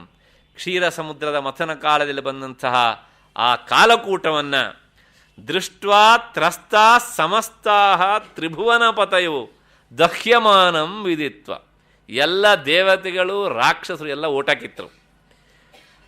ಆಗ ನೀನು ಬಂದು ಅದನ್ನು ಧತ್ತೇ ಕಂಠೇ, ನಿನ್ನ ಕಂಠದಲ್ಲಿ ಅದನ್ನು ಧರಿಸಿದೆ. ನೀನೇನಾದರೂ ಅದನ್ನು ಧರಿಸದೇ ಇದ್ದಿದ್ದರೆ ಏನಾಗ್ತಾ ಇತ್ತು ಅಂತ ಕೇಳಿದರೆ, ಇವತ್ತು ನಾವು ಯಜ್ಞ ಯಾಗ ಮಾಡಬೇಕಿದ್ರೆ ಇಂದ್ರ ಯಸ್ವಾಹ ಅಂತ ಇಂದ್ರನಿಗೆ ಆಹುತಿಯನ್ನು ಕೊಟ್ಟರೆ ಬಂದು ಸ್ವೀಕಾರ ಮಾಡೋದಕ್ಕೆ ಇಂದ್ರನೇ ಇರ್ತಾ ಇರಲಿಲ್ಲ ಅಂತ. ಕ್ವೇಂದ್ರೋ, ಆ ಇಂದ್ರ ಎಲ್ಲಿರ್ತಿದ್ದ? ಬಂದಿದ್ದಲ್ಲ, ಮೊದಲು ಬಂದಿದ್ದಲ್ಲ ಬಾಚಿಕೊಂಡ ಅಷ್ಟೇ. ಬಾಚಿಕೊಂಡು ವಸ್ತುಗಳ ಜೊತೆ ಇವನು ಹೋಗ್ತಿದ್ದ, ನೀನೇನಾದರೂ ಆ ವಿಷವನ್ನು ಪಾನ ಮಾಡದೇ ಇದ್ದಿದ್ರೆ. ಹೋಗಲಿ, ಕ್ವ ವಿಷ್ಣು, ನಾನು ಪ್ರಪಂಚದ ಪಾಲನೆಯನ್ನು ಮಾಡುವಂಥವನು ಅಂತ ಹೇಳುವಂಥ ಆ ವಿಷ್ಣು ಎಲ್ಲಿರ್ತಿದ್ದ? ಸೋಕಾಲ್ಡ್ ಸೃಷ್ಟಿಕರ್ತನ ಅಂತಹ ಬ್ರಹ್ಮ ಕ್ವ ವೇದಾಹ, ಅವನೆಲ್ಲಿರ್ತಿದ್ದ? ಕ್ವಚ ವಿಬುಧಗಣ, ಈ ಎಲ್ಲ ದೇವತೆಗಳು ಎಲ್ಲಿ ಬದುಕಿರ್ತಿದ್ರಪ್ಪ? ಹೋಗಲಿ, ಜಂಗಮ ಜಂಗಮಂ ಕ್ವ, ಈ ಚರಾಚರ ಪ್ರಪಂಚವೇ ಇರ್ತಾ ಇರಲಿಲ್ಲ. ಹಾಗಾಗಿ ನೀನು ಮಾಡಿದಂಥ ಈ ಒಂದು ಉಪಕಾರ ಸಾಲದೇನೋ? ನೀನೆಂಥ ಉದಾರಿ, ಜಗತ್ತಿನ ರಕ್ಷಣೆಗೆ ಬರುವಂಥವನಿದ್ರೆ ನೀನು ಒಬ್ಬ ಮಾತ್ರ. ಅಂದರೆ ಏನು ಹೇಳ್ದಂಗಾಯ್ತು ಕೇಳಿದ್ರೆ, ಈ ಶ್ಲೋಕದೊಳಗೆ ಸಂಪತ್ತು ಬಂದಾಗ ಅದನ್ನು ಬಾಚಿಕೊಳ್ಳೋದಕ್ಕೆ ಎಲ್ಲರೂ ನಾನು ಮುಂದೆ ಅಂತ ಕೈ ಚಾಚುತ್ತಾರೆ. ಆದರೆ ಅಲ್ಲಿ ಏನಾದರೂ ನಮಗೆ ಅನನುಕೂಲವಾದಂಥ ಘಟನೆ ನಡೆದಾಗ ಅದು ತನಗೆ ಸಂಬಂಧಪಟ್ಟಿದ್ದೇ ಅಲ್ಲ ಅಂಥೇಳಿ ಮುಖವನ್ನು ತೀರಿಸ್ಕೊಂಡು ಹೋಗ್ತಾರೆ. ಅಂಥ ಸ್ಥಿತಿಯಲ್ಲಿ ಜಗತ್ತಿನ ರಕ್ಷಣೆಗೆ ಬರುವವರು ಯಾರು ಅಂತ ಕೇಳಿದರೆ ನೀನೊಬ್ಬ ಮಾತ್ರ. ಹಾಗಾಗಿ ನಾವು ಎಂಥವನನ್ನು ಆಶ್ರಯಿಸಬೇಕು? ನಿನ್ನಂಥ ಮಹೋಪಕಾರಿಗೆ ನಮ್ಮ ನಮಸ್ಕಾರ ಇರಲಿ, ನಿನ್ನನ್ನು ನಾವು ಬಿಡೋದಿಲ್ಲ. ಹಾಗಾಗಿ ನನ್ನ ನಮನ ನಿನಗೆ ಎನ್ನುವಂಥ ಭಾವದೊಂದಿಗೆ ಈ ಶ್ಲೋಕವನ್ನು ಇಲ್ಲಿಗೆ ನಿಲ್ಲಿಸೋಣ. ಮತ್ತು ಇದರದ್ದೇ ಉತ್ತರಾರ್ಧ ಅಂತ ಹೇಳಿದ್ದು ನಾನು. ಆ ವಿಷಪಾನ ಮಾಡಿದ್ದೆ ಮತ್ತೆ ಪುನಃ ವರ್ಣನೆ ಮಾಡ್ತಾರೆ. ಏನು ಹಾಗಿದ್ರೆ, ಜ್ವಾಲೋಗ್ರ ಸಕಲಾಮರಾತಿ ಭಯದಃ ಕ್ಷೇಲಃ ಕಥಂ ವಾ ತ್ವಯಾ ದೃಷ್ಟಃ ಕಿಂಚ ಕರೆ ಧೃತಃ ಕರತಲೆ ಕಿಂಪಕ್ವ ಜಂಬೂಫಲಂ ಜಿಹ್ವಾಯಾಂ ನಿಹಿತಶ್ಚ ಸಿದ್ಧಘುಟಿಕಾ ವಾಕಂಠದೇಶೇ ಭೃತಃ ಕಿಂತೇ ನೀಲಮಣಿಃ ವಿಭೂಷಣಮಯಂ ಶಂಭೋ ಮಹಾತ್ಮನ್ವದ ಜ್ವಾಲೋಗ್ರಹ ಸಕಲಾಮರಾತಿ ಭಯದಃ ಕ್ಷೇಲಃ ಕಥಂ ವಾ ತ್ವಯಾ ದೃಷ್ಟಃ ಕಿಂಚಕರೇ ಧೃತಃ ಕರತಲೆ ಕಿಂ ಪಕ್ವ ಜಂಬೂಫಲಂ ಜಿಹ್ವಾಯಾಂ ನಿಹಿತಶ್ಚ ಸಿದ್ಧಘುಟಿಕಾ ವಾಕಂಠದೇಶೇ ಭೃತಃ ಕಿಂತೇ ನೀಲಮಣಿಃ ವಿಭೂಷಣಮಯಂ ಶಂಭೋ ಮಹಾತ್ಮನ್ ವದ ಕಿಂತೇ ನೀಲಮಣಿಃ ವಿಭೂಷಣಮಯಂ ಶಂಭೋ ಮಹಾತ್ಮನ್ ವದ. ಮಹಾತ್ಮನ್, ಹೇ ಮಹಾತ್ಮನಾಂಥ ಪರಮೇಶ್ವರ, ಶಂಭೋ ಶಂಭವತೀತಿ ಶಂಭು, ಶಂಭಾವಯತೀತಿ ಶಂಭು. ಆದ್ದರಿಂದ ಓ ಪರಮೇಶ್ವರ, ಜ್ವಾಲೋಗ್ರಹ, ಉಗ್ರವಾದಂತಹ ಜ್ವಾಲೆಗಳನ್ನು ಬೀರ್ತಾ, ಸಕಲಾಮರಾತಿ ಭಯದಃ, ಎಲ್ಲ ದೇವತೆಗಳಿಗೂ ಭಯವನ್ನು ಹುಟ್ಟಿಸ್ತಾ ಇರುವಂತಹ ಕ್ಷೇಲಃ, ವಿಷವು. ನೋಡಿ, ಆಗ ಗರಲಂ ಎನ್ನುವ ಪದವನ್ನು ಅಲ್ಲಿ ಉಪಯೋಗಿಸಿದರು, ಇಲ್ಲಿ ಕ್ಷೇಲಃ ಅಂತ. ಗರಲಂ ಎನ್ನುವಂತಹದ್ದು ನಪುಂಸಕಲಿಂಗ, ಕ್ಷೇಲಃ ಎನ್ನುವಂತಹದ್ದು ಪುಲ್ಲಿಂಗ. ಸಂಸ್ಕೃತ ಅಭ್ಯಾಸ ಮಾಡುವವರಿಗೆ ಆ ಭಾಷೆಗೆ ಸಂಬಂಧಪಟ್ಟ ಚಮತ್ಕಾರವನ್ನೂ ಇಡ್ತಾರೆ. ಪರ್ಯಾಯ ಪದ ಹೌದು ಎರಡೂ ಸಹ, ಆದರೆ ಅದರ ಲಿಂಗ ಬೇರೆ, ಇದರ ಲಿಂಗ ಬೇರೆ. ಅಧ್ಯಯನಶೀಲನಾದವನು ಸದಾ ಒಂದು ಮನಸ್ಸನ್ನು ಇಟ್ಟಿರಬೇಕು ಅಲ್ಲಿ. ಅಂತಹ ಜಾಗರೂಕತೆಯಿಂದ ಶ್ಲೋಕವನ್ನು ಹಿಡಿತಾರೆ ಭಗವತ್ಪಾದರು. ಹೀಗೆ ತ್ವಯಾ, ನಿನ್ನಿಂದ, ಕಥಂ, ಹೇಗೆ, ದೃಷ್ಟ, ನೋಡಲ್ಪಟ್ಟಿತು. ನಮಗೆ ವಿಷ ಹುಟ್ಟಿತಂತೆ ಅಂತ ಕೇಳಿದರೆ ಅಯ್ಯೋ ಬೇಡಪ್ಪ, ನಾವಲ್ಲಿ ಹೋಗೋದೇ ಬೇಡ, ನೋಡೋದೇ ಬೇಡ ಅಂತ. ನೀನು ನೋಡಿದೆಯಲ್ಲ, ಅದರೊಳಗೆ ಗೊತ್ತಾಗತ್ತೆ ನೀನು ಎಷ್ಟು ಧೈರ್ಯಶಾಲಿ ಅಂತ. ಮತ್ತೆ ಎರಡನೇದೇನು ಕೇಳಿದರೆ, ನೋಡಿದವನು ಸುಮ್ಮನೆ ಇರಬೇಕೋ ಬೇಡ, ಕಿಂಚ ಕರೇ ಧೃತಃ, ಹೇಗಿದೆ ನೋಡೋಣ ಅಂತ ಹೇಳಿಬಿಟ್ಟು ಅದನ್ನು ಕೈಯಲ್ಲಿ ಹಿಂಗೆ ಹಿಡ್ಕೊಂಡಿಲ್ಲಪ್ಪ ನೀನು. ಆ ಹಿಡ್ಕೊಂಡು ಕ್ರಮ ಹೇಗಿತ್ತು ಅಂತ ಕೇಳಿದರೆ ಭಗವತ್ಪಾದರು ಹೇಳ್ತಾರೆ, ಕಿಂಪಕ್ವ ಜಂಬೂಫಲಂ, ಅದೇನಾದ್ರು ಒಳ್ಳೆ ಚೆನ್ನಾಗಿ ಮಾಗಿದ ನೇರಳೆ ಹಣ್ಣು ಅಂತ ಅಂದ್ಕೊಂಡೇನಪ್ಪ ನೀನು. ಅಥವಾ ಸಿದ್ಧಘುಟಿಕಾ ವಾ, ಆಯುರ್ವೇದದ ವೈದ್ಯರು ಕೊಡುವಂತಹ ಸಿದ್ಧ ಗುಳಿಗೆ, ಅದು ಕಪ್ಪಗಾಗಿರುತ್ತೆ ಅಂತ ಏನಾದರೂ ಘುಟಿಕಾ ಅಂತ ಏನಾದ್ರು ಅಂದ್ಕೊಂಡ್ಯಾ? ಹೋಗಲಿ, ಸಾಲದ್ದಕ್ಕೇನು ಮಾಡಿದೆ ಕೇಳಿದರೆ ಆ ಔಷಧದ ಗುಳಿಗೆಯನ್ನು ಬಾಯಲ್ಲಿ ಇಟ್ಕೊಳ್ಳುವ ಹಾಗೆ ಜಿಹ್ವಾಯಾಂ ನಿಹಿತಶ್ಚ, ಬಾಯಲ್ಲೂ ಅದನ್ನ ಇಟ್ಕೊಬಿಟ್ಟೆ. ಇಟ್ಕೊಂಡಾದ್ಮೇಲೆ ನೋಡ್ತಾ ಇದ್ದೇವೆ ನಾವು, ಅದು ಒಳಕ್ಕೂ ಹೋಗಲಿಲ್ಲ, ಹೊರಕ್ಕೂ ಬರಲಿಲ್ಲ. ಹೊರಗಡೆಗೆ ಏನಾಯಿತು ಕೇಳಿದರೆ ವಿಭೂಷಣಮಯಂ, ಎಲ್ಲರೂ ಕತ್ತಿನ ಹೊರಭಾಗದಲ್ಲಿ ಏನೇನೋ ಆಭರಣವನ್ನು ಹಾಕ್ಕೊಂಡು ಅಲಂಕಾರ ಮಾಡಿಕೊಂಡ್ರೆ ನೀನು ಆ ಕತ್ತಿಗೆ ಒಂದು ಅಲಂಕಾರ ಮಾಡ್ಕೊಬಿಟ್ಟೆ. ಏನು ಕೇಳಿದರೆ ಕಿಂತೇ ನೀಲಮಣಿ, ಹೊರಗಿನ ನೀಲಮಣಿಯನ್ನು ಧಾರಣೆ ಮಾಡಿದರೆ ಆ ಬಂಗಾರದ ಚೈನು ಕಟ್ಟಾಗಿ ಬಿದ್ದು ಹೋಗೋ ಸಾಧ್ಯತೆ ಉಂಟು. ಅದು ಬೀಳದೇ ಇರಲಿ ಅಂಥೇಳಿ ಕಂಠದಲ್ಲಿ ಧಾರಣೆ ಮಾಡಿಬಿಟ್ಟಿಲ್ಲಪ್ಪ ಅದನ್ನು. ತತ್ ವಿಷವು, ಅಂತಹ ಆ ವಿಷವು ಕಂಠದೇಶೇ, ಕಂಠದಲ್ಲಿ, ಭೃತಃ ಕಿಂ, ಯಾಕದನ್ನು ನೀನು ಕಂಠದಲ್ಲಿ ಧರಿಸಿದೆ, ವದ, ಹೇಳು. ಅಂದರೆ ಒಂದೋ ಒಳಕ್ಕೆ ನುಂಗಬಹುದಿತ್ತು ಅಥವಾ ಹೊರಕ್ಕೆ ಅದನ್ನು ಉಗುಳಬಹುದಿತ್ತು. ಯಾಕೆ ಧಾರಣೆ ಮಾಡಿದೆ? ನಮ್ಮಂಥವ್ರು ಯಾರೂ ನಿನಗೆ ಆಭರಣ ಕೊಡಲಿಲ್ಲ ಅಂಥೇಳಿ, ಒಂದು ನೀಲಮಣಿಯ ಆಭರಣದ ಹಾಗೆ ಇಲ್ಲಿ ಇರಲಿ ಅಂಥೇಳಿ ಕಂಠದಲ್ಲಿ ಧಾರಣೆ ಮಾಡಿದೀಯಾ ಅಂತ ಪ್ರಶ್ನೆ. ಈಶ್ವರ ಉತ್ತರ ಹೇಳಬೇಕು. ಇವಾಗ ಉತ್ತರ ಹೇಳು ಇದಕ್ಕೆ ಅಂತ. ಉತ್ತರ ಹಿಂದಿನ ಪದ್ಯದಲ್ಲೇ ಹೇಳಾಗಿದೆ, ಜಗದುಪಕೃತಯೇ ಅಂತ, ಜಗತ್ತಿಗೆ ಉಪಕಾರ ಮಾಡೋದಕ್ಕೆ ಅಂತೇಳಿ. ಅಂದರೆ ಏನು ಹೇಳ್ದಂಗಾಯಿತು? ಆ ಜ್ವಾಲೆಗಳನ್ನು ಬೀರ್ತಾ ಇರುವಂತಹ ವಿಷವನ್ನು, ಅದಕ್ಕೆ ಸಂಬಂಧಪಟ್ಟ ವಿಷಯವನ್ನು ಕೇಳುವುದೇ ಹೆದರಿಕೆ ತುಂಬ ಜನರಿಗೆ. ನಾವು ಭೂಪಾಲದ ವಿಷಾನಿಲದ ದುರಂತವನ್ನು ಪೇಪರಲ್ಲಿ ನೋಡಿಯೇ ಎಷ್ಟೋ ಜನ ಹೆದರಿದ್ದೇವೆ.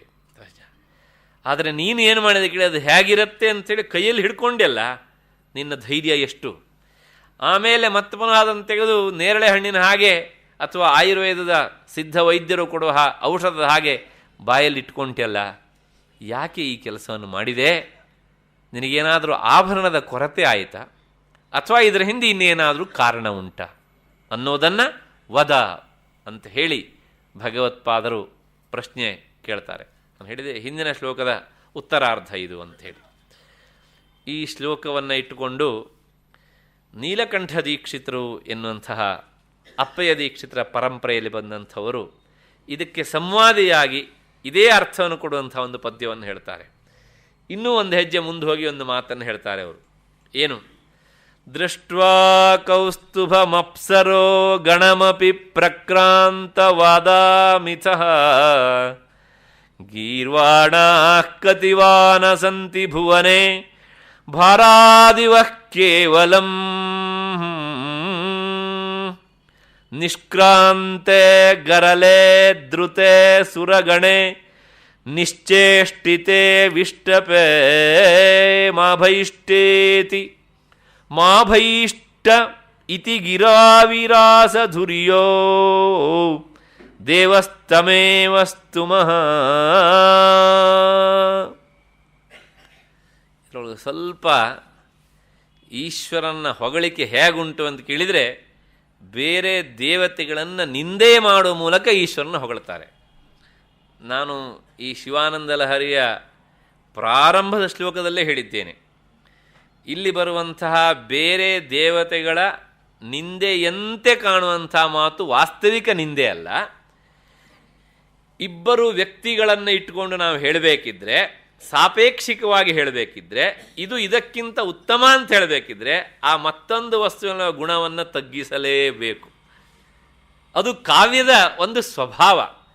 ಅದು ಕಾವ್ಯದ ನೆಲೆಯಲ್ಲಿ ಇದು ಹೀಗೆ ಅಂತಷ್ಟೇ ನಾವು ಸ್ವೀಕಾರ ಮಾಡಬೇಕೆ ಅಷ್ಟೇ ಹೊರತು ನಿಜವಾದ ಅರ್ಥದಲ್ಲಿ ಅಲ್ಲ. ಅದೇ ಸಿದ್ಧಾಂತ ಅಲ್ಲ.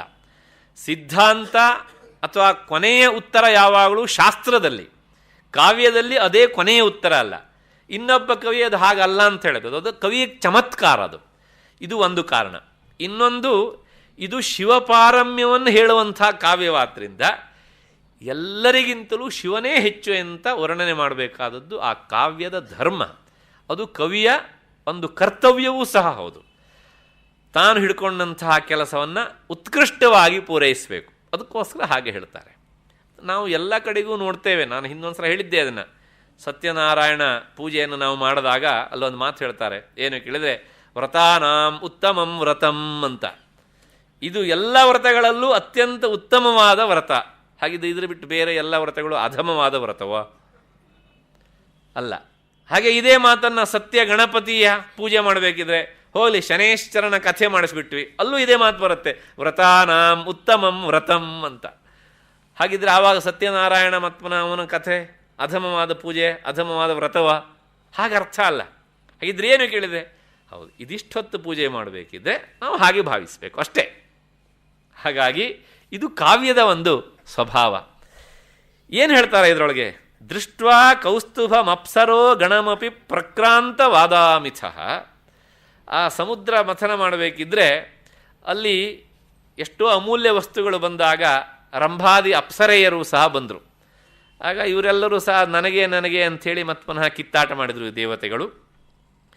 ಹೀಗೆ ಈ ಸಮುದ್ರ ಮಥನ ಕಾಲದಲ್ಲಿ ಬಂದಂಥ ಅಮೂಲ್ಯವಾದ ವಸ್ತುಗಳು ಬಂದಾಗ ಇದು ತನಗೆ ತನಗೆ ಅಂತ ಹೇಳುವಂತಹ ಗೀರ್ವಾಣ ಕತಿವಾನ ಸಂತಿ ಭುವನೆ. ಈ ಪ್ರಪಂಚದಲ್ಲಿ ಇಂತಹ ಬಯಕೆ ಇರುವಂಥ ದೇವತೆಗಳು ಎಷ್ಟು ಜನ ಇಲ್ಲ. ಅದನ್ನು ಹೇಳಿ ಇನ್ನೊಂದು ಮಾತು ಹೇಳ್ತಾರೆ, ಇವರೆಲ್ಲರೂ ನಿಜವಾಗಿ ದೇವತೆಗಳು ಅಂತ ಹೇಳೋದಕ್ಕೆ ನಾಲಾಯಕ್.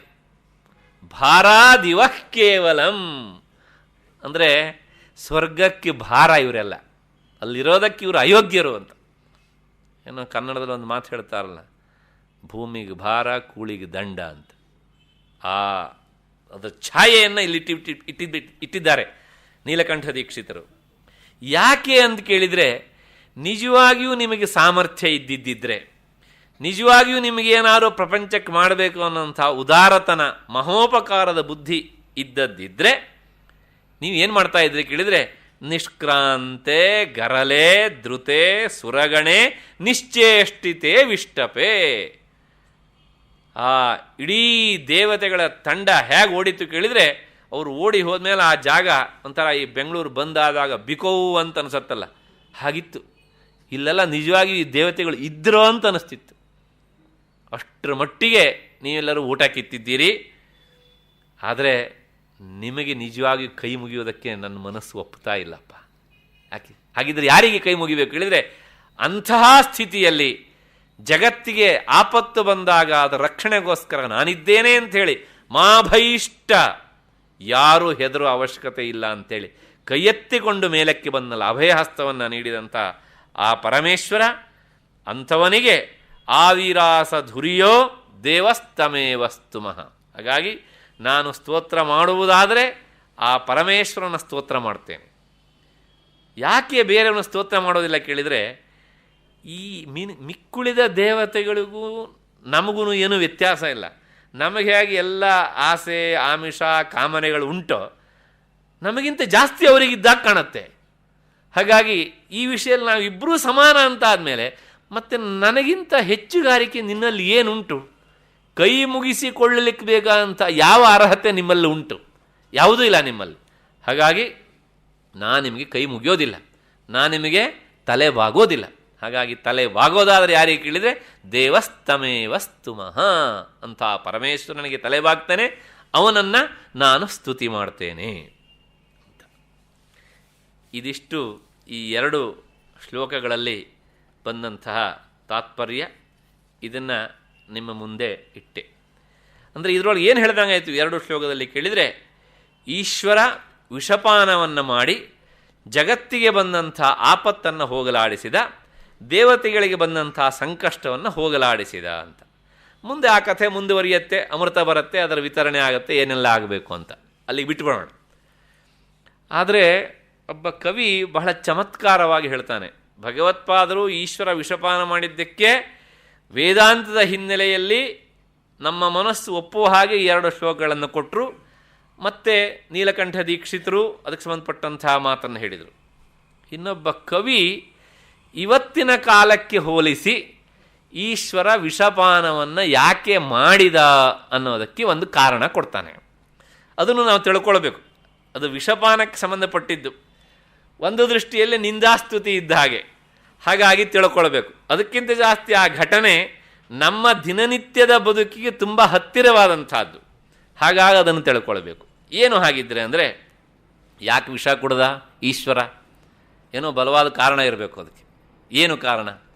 ಅತ್ತುಂ ವಾಂಛತಿ ವಾಹನಂ ಗಣಪತೆ ಆಖುಂ ಕ್ಷುಧಾರ್ಥ ಫಣಿ ತಂಚಕ್ರೌಂಚಪತೆ ಶಿಖೀಚ ಗಿರಿಜಾ ಸಿಂಹೋಪಿ ನಾಗಾನನಂ ಗೌರೀ ಜಹ್ನುಸುತಾಮಸೂಯತಿ ಕಲಾನಾಥಂ ಲಲಾಟಾನಲೋ ನಿರ್ವಿಣ್ಣಸ್ಸ ಪಪೌ ಕುಟುಂಬ ಕಲಹಾತ್ ಈಶೋಪಿ ಹಾಲಾಹಲಂ ನಿರ್ವಿಣ್ಣಸ್ಸ ಪಪೌ ಕುಟುಂಬ ಕಲಹಾತ್ ಈಶೋಪಿ ಹಾಲಾಹಲಂ.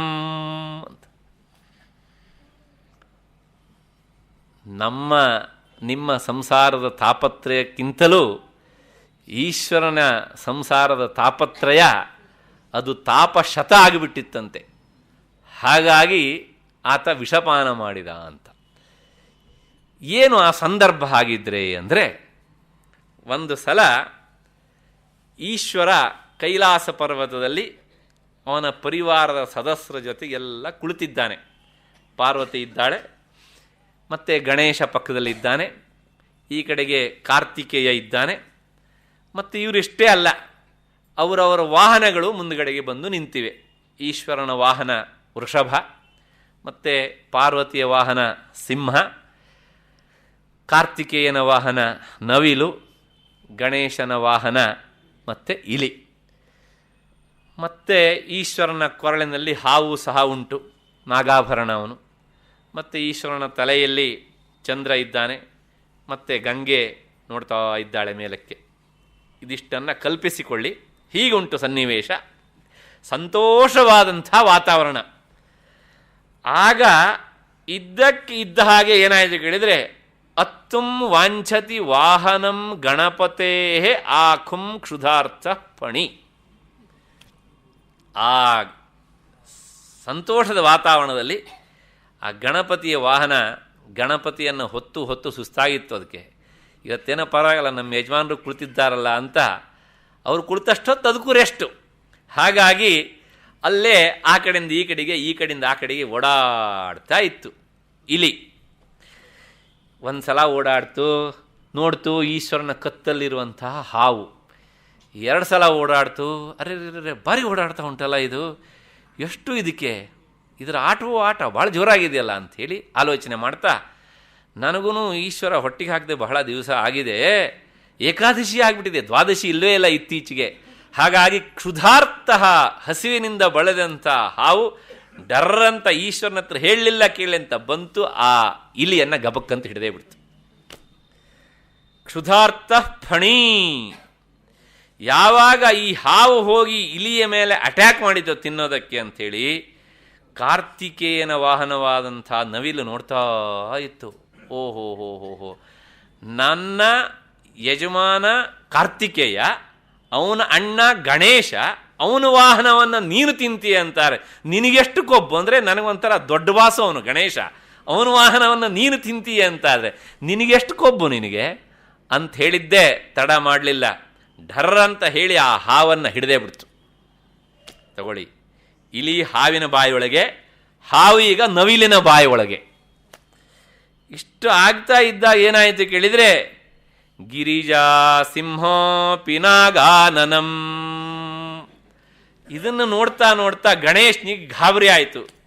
ಆನೆ ಮುಖದವನು, ಅವನೊಳ್ಳೆ ಘ್ವಾ ಘ್ವಾ ಘ್ವಾ ಅಂತ ಶಬ್ದ ಮಾಡಿಬಿಟ್ಟು, ಅಯ್ಯೋ ನನ್ನ ಇಲಿಕತೆ ಹೀಗಾಗಿ ಹೋಯ್ತಲ್ಲ ಅಂತ ಹೇಳಿ, ಅದರ ಜೊತೆಗೆ ಮತ್ತೆ ಪುನಃ ಅಪ್ಪನ ಕೊರಳಲ್ಲಿರುವಂಥ ಹಾವನ್ನು ಸಹ ಈ ನವಿಲು ತಿಂದುಬಿಡ್ತಲ್ಲ ಅಂಥೇಳಿ ಗಾಬರಿಯಿಂದ ಆ ಕಡೆ ಈ ಕಡೆ ತಡಕಾಡಿದ. ಅವನು ತಡಕಾಡಿದ್ದು ಸ್ವಲ್ಪವೇ, ಅದು ಸುಂಡ್ಲು ಜಾಸ್ತಿ ಅಲ್ಲಾಡಿಬಿಡ್ತು. ಇದನ್ನು ನೋಡಿದ ತಕ್ಷಣ ಆ ಪಾರ್ವತಿಯ ವಾಹನ ಸಿಂಹ ಇತ್ತಲ್ಲ, ಅದು ಓಹೋ, ಇದು ಇವಾಗ ಏನೋ ಮಾಡ್ತಾ ಉಂಟು, ಎಷ್ಟು ಕೊಬ್ಬು ಇದಕ್ಕೆ, ನನ್ನ ಎದುರುಗಡೆಗೆ ಸುಂಡ್ಲು ಅಲ್ಲಾಡಿಸ್ತಾ ಉಂಟಲ್ಲ ಅಂಥೇಳಿದ್ದೆ. ಸಿಂಹ ಆ ಗಣೇಶನ ಮೇಲೆ ಅಟ್ಯಾಕ್ ಮಾಡಿಬಿಡ್ತು, ಆನೆ ಅಂತ ಭಾವಿಸಿ. ಸಿಂಹಕ್ಕೂ ಆನೆಗೂ ಎಲ್ಲ ಶತ್ರು, ಪರಸ್ಪರ ಅದೇ ವಿಷಯ ನೋಡಿ. ಇಲಿಗೂ ಹಾವಿಗೂ ಆಗೋದಿಲ್ಲ, ಹಾವಿಗೂ ನವಿಲಿಗೂ ಆಗೋದಿಲ್ಲ, ಹಾಗೆ ಆನೆಗೂ ಸಿಂಹಕ್ಕೂ ಬದ್ಧದ್ವೇಷ. ಈಶ್ವರನ ಕುಟುಂಬ ಅಂದರೆ ಹೇಗಿದೆ ಕೇಳಿದ್ರೆ, ಎಲ್ಲ ಆಗದೇ ಇದ್ದವರೇ ಅವನ ಪರಿವಾರದಲ್ಲಿ ಸೇರ್ಕೊಬಿಟ್ಟಿದ್ದಾರೆ. ಹೀಗೆ ಗಣೇಶನ ಮೇಲೆ ಆನೆ ಎನ್ನುವಂಥ ಭಾವನೆಯಿಂದ ಈ ಸಿಂಹ ಅಟ್ಯಾಕ್ ಮಾಡಿತು. ಇಷ್ಟು ಅಟ್ಯಾಕ್ ಮಾಡಿ ಆದಮೇಲೆ ಇಷ್ಟೊತ್ತಿಗೆ ಏನು ಮಾಡಿತು ಕೇಳಿದರೆ, ಈ ಪಾರ್ವತಿ ಸ್ವಲ್ಪ ಆ ಕಡೆ ಈ ಕಡೆ ನೋಡ್ತಾ ಇದ್ಲು. ಅಷ್ಟೊತ್ತಿಗೆ ಮೇಲಿಂದ ಸ್ವಲ್ಪ ಹಲ್ಕಿರ್ಕೊಂಡು ಗಂಗೆ ಇಣುಕಿ ಇಣುಕಿ ನೋಡ್ತಾ ಇದ್ಲು ಈಶ್ವರನ ತಲೆಯಲ್ಲಿ. ಆಗ ಪಾರ್ವತಿ ಹೇಳಿದಂತೆ, ನೀನೇನು ಮೇಲಿಂದ ಇಣುಕಿ ಇಣುಕಿ ನೋಡೋದು, ಸುಮ್ಮನೆ ತೆಪ್ಪು ಕೂತ್ಕೊಳೆ ಅಂತ ಹೇಳಿದ್ದೆ. 2 ಬಿಟ್ಲು ಗಂಗೆಗೆ. ಆಗ ಗಂಗೆ ಹೇಳಿದಂತೆ, ನೀನೇನು ಬಾರಿಸೋದು, ಏನಿದ್ರು ನಿನ್ನ ಜಾಗ ಕೆಳಗೇನೆ, ನಾನಿರೋದು ಮೇಲೇನೆ ಅಂತ ಅವಳು 2 ಬಿಟ್ಲು. ತಗೊಳ್ಳಿ, ಪರಸ್ಪರ ಹತ್ಬಿಡ್ತು. ಗೌರಿ ಜಹ್ನು ಸುತಾಂ ಅಸೂಯತಿ. ಇವರು ಇಷ್ಟು ಕಿತ್ತಾಡ್ತಾ ಇರಬೇಕಿದ್ರೆ ಆಗ ಏನಾಯಿತು ಕೇಳಿದರೆ, ಕಲಾನಾಥಂ ಲಲಾಟ ನಲಹ. ಇವರ ಈ ಜಗಳ, ಈ ಮುಂದ್ಗಡೆ ಈ ಪ್ರಾಣಿಗಳ ಮತ್ತು ಗಣೇಶನ ಮೇಲೆ ಆನೆ ಅಟ್ಯಾಕ್ ಮಾಡಿದ್ದನ್ನೆಲ್ಲ ನೋಡ್ತಾ ನೋಡ್ತಾ ಆ ಚಂದ್ರ ಶೀತ ಕಿರಣ ಪಾಪ ಅವನು ನೋಡಿ ಗಾಬರಿಯಾಗಿ ಕರಗಿ ಕರಗಿ ಈಶ್ವರನ ಹಣೆಗಣ್ಣಿನ ಮೇಲೆ ಇಳಿದು ಬರ್ತಾ ಇದೆ ಅವನ ಅಮೃತ ಕಿರಣ. ನಾನು ಹಿಂದಿನ ಉಪನ್ಯಾಸದಲ್ಲಿ ಹೇಳಿದ್ದೇನೆ, ಚಂದ್ರ ಶೀತ ಕಿರಣ ಅಮೃತ ಕಿರಣ ಅಂತ. ಅದು ಕರಗಿ ಕರಗಿ ಹರಿತಾ ಬಂದಾಗ ಈಶ್ವರನ ಹಣೆಗಣ್ಣಿನ ಬೆಂಕಿ ಎದ್ದುಬಿಡ್ತು. ಏನು, ನನ್ನನ್ನು ಆರಿಸ್ಬೇಕು ಅಂಥೇಳಿ ನೀನು ಬೇರೆ ನೀರು ಹಾಕ್ತಾ ಇದೀಯ ನನಗೆ ಅಂಥೇಳಿ ಧಗ ಧಗ ಧಗ ಅಂಥೇಳಿ ಆ ಬೆಂಕಿ ಬೇರೆ ಎದ್ದುಬಿಡ್ತು. ಗೌರಿ ಜಹ್ನು ಸುತಾಮಸೂಯತಿ ಕಲಾನಾಥಂ ಲಲಾಟ ನಲಹ. ಆ ಅವನ ಹಣೆಗಣ್ಣಿನ ಬೆಂಕಿ ಭುಗು ಭುಗು ಎದ್ದು ಉರಿತಾ ಇದ್ದಾಗ ಈ ಕಡೆ ನೋಡಿರೆ ಹೆಂಡತಿಯರ ಜಗಳ, ಮುಂದ್ಗಡೆ ನೋಡಿರೆ ಇಂಥ ಪರಿಸ್ಥಿತಿ. ಈ ಪರಸ್ಪರ ಆಗದೇ ಇದ್ದವ್ರನ್ನ ಎಲ್ಲರನ್ನೂ ಸಹ ಇವ್ರನ್ನ ಕಟ್ಕೊಂಡು ಸಂಭಾಳಿಸಿ ಸಂಭಾಳಿಸಿ ಹಣ್ಣಾಗಿ ಹೋದ್ನಪ್ಪ, ನನಗೆ ಈ ಸಂಸಾರ ಬೇಡ ಅಂತೇಳಿ ನಿರ್ವಿಣ್ಣಸ್ಸ ಪಪೌ ಕುಟುಂಬ ಕಲಹಾತ್ ಈಶೋಪಿ ಹಲಾಹಲಂ. ವೈರಾಗ್ಯ ಬಂದ್ಬಿಡ್ತು ಈಶ್ವರನಿಗೆ, ಬೇಡಪ್ಪ ನನಗೆ, ಆದಷ್ಟು ಬೇಗ ಆತ್ಮಹತ್ಯೆ ಮಾಡ್ಕೋಬೇಡ ಅಂತ ಹೇಳಿ ಈಶ್ವರ ವಿಷಪಾನ ಮಾಡಿಬಿಟ್ಟ ಅಂತೇಳಿ. ಪ್ರಾಯಶಃ ಇದನ್ನು ಕೇಳಿ ಆದಮೇಲೆ ಈ ಮೊದಲ 2 ಶ್ಲೋಕದ ಅರ್ಥಕ್ಕಿಂತ ಇದೇ ಚೆನ್ನಾಗಿದೆ ಅಂತ ಅನಿಸ್ಬಿಡತ್ತೆ ನಮಗೆ. ಒಂದಂತೂ ಸತ್ಯ, ಸಂಸಾರದಲ್ಲಿ ಪರಸ್ಪರ ಏಕಾಭಿಪ್ರಾಯ ಇಲ್ಲದೆ ಇದ್ದರೆ ಏನಾಗ್ತದೆ ಅನ್ನೋದಕ್ಕೆ ಇದಕ್ಕಿಂತ ಇನ್ನು ಒಳ್ಳೆಯ ಉದಾಹರಣೆ ಬೇಡ. ಅದು ಕೇವಲ ಒಂದು ಮನೆಯ ಗಂಡ ಹೆಂಡತಿ ಮಕ್ಕಳ ಮಧ್ಯೆ ಅಷ್ಟೇ ಅಲ್ಲ, ಪ್ರಪಂಚ ಎನ್ನುವಂತಹ ಸಂಸಾರದಲ್ಲೂ ಹೊಂದಾಣಿಕೆ ಇಲ್ಲದಿದ್ರೆ ಹೇಗಾಗ್ತದೆ ಅಂತ ನಾವು ದಿನ ನೋಡ್ತಾ ಇದ್ದೇವಲ್ಲ. ಹಾಗಾಗಿ ಆ ಹೊಂದಾಣಿಕೆ ಇಲ್ಲದೆ ಇದ್ದರೆ ಏನಾಗ್ತದೆ ಕೇಳಿದರೆ, ಕೊನೆಗೆ ಅವ್ರನ್ನ ಸಂಭಾಳಿಸಿ ಸುಧಾರಿಸಿ ಅವರೇನೂ ಬದಲಾವಣೆ ಆಗೋದಿಲ್ಲ. ಅವ್ರು ಮತ್ತು ಒಬ್ಬರ ಮೇಲೆ ಒಬ್ಬರು ಅಟ್ಯಾಕ್ ಮಾಡ್ತಾನೇ ಇರ್ತಾರೆ. ಅವ್ರನ್ನ ಸರಿ ಮಾಡ್ತೇನೆ ಅಂತ ಹೇಳಿ ಹೊರಟವ್ರು ಇರ್ತಾರಲ್ಲ, ಪಾಪ ಅವರು ಮಾತ್ರ ವಿಷನೇ ಕುಡಿಬೇಕಾಗತ್ತೆ ಅಷ್ಟೆ. ಹಾಗಾಗಿ ಈ ಹೊಂದಾಣಿಕೆ ಆಗದೇ ಇರುವವರನ್ನ ಹೊಂದಾಣಿಕೆ ಮಾಡಲಿಕ್ಕೆ ಹೊರಟ್ರೆ ಅವರಿಗೆ ವಿಷ ಕುಡಿಯುವಂಥ ಪರಿಸ್ಥಿತಿ ಬರ್ತದೆ. ಮತ್ತು ಸಂಸಾರದಲ್ಲಿ ಆ ಏಕಾಭಿಪ್ರಾಯ ಇಲ್ಲದಿದ್ದರೆ ಎಂಥ ಪರಿಸ್ಥಿತಿ ಬರ್ತದೆ ಎನ್ನುವುದನ್ನು ಈ ಶ್ಲೋಕದಲ್ಲಿ ಕವಿ ಬಹಳ ಸುಂದರವಾಗಿ ಹೇಳಿದ್ದಾನೆ. ಹಾಗಾಗಿ ಸಂಸಾರದಲ್ಲಿ ಶಾಂತಿ ಇರಬೇಕು ಅಂದರೆ ಹೊಂದಾಣಿಕೆ ಇರಬೇಕು. ಇಷ್ಟು ಹೇಳಿ ಆದಮೇಲೆ ಮತ್ತೆ ಒಂದು ಮಾತನ್ನು ನಾನು ಎಚ್ಚರಿಸಬೇಕು. ಏನು ಕೇಳಿದರೆ, ಪ್ರಾಯಶಃ ಇಲ್ಲಿ ಬರುವವರು ಯಾರು ಆಲೋಚನೆ ಮಾಡುವವರು ಇಲ್ಲ ಅಂತ ಅಂದ್ಕೊಂಡಿದ್ದೇನೆ. ಯಾರಾದರೂ ಮತ್ತೆ ಇಂಥ ಪರಿಸ್ಥಿತಿ ಬಂದಾಗ ಈಶ್ವರನೇ ಕುಡಿದಂತೆ ನಾವ್ಯಾಕೆ ಕುಡಿಬಾರ್ದು ಅಂಥೇಳಿ ಮತ್ತೆ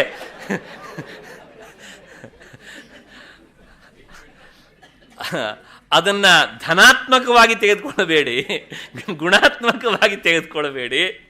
ಅಂದರೆ ಏನು ಕೇಳಿದರೆ ಅದನ್ನು ಮಾಡಬಾರ್ದು ನಾವು ಹೀಗೆ ಅಂತ.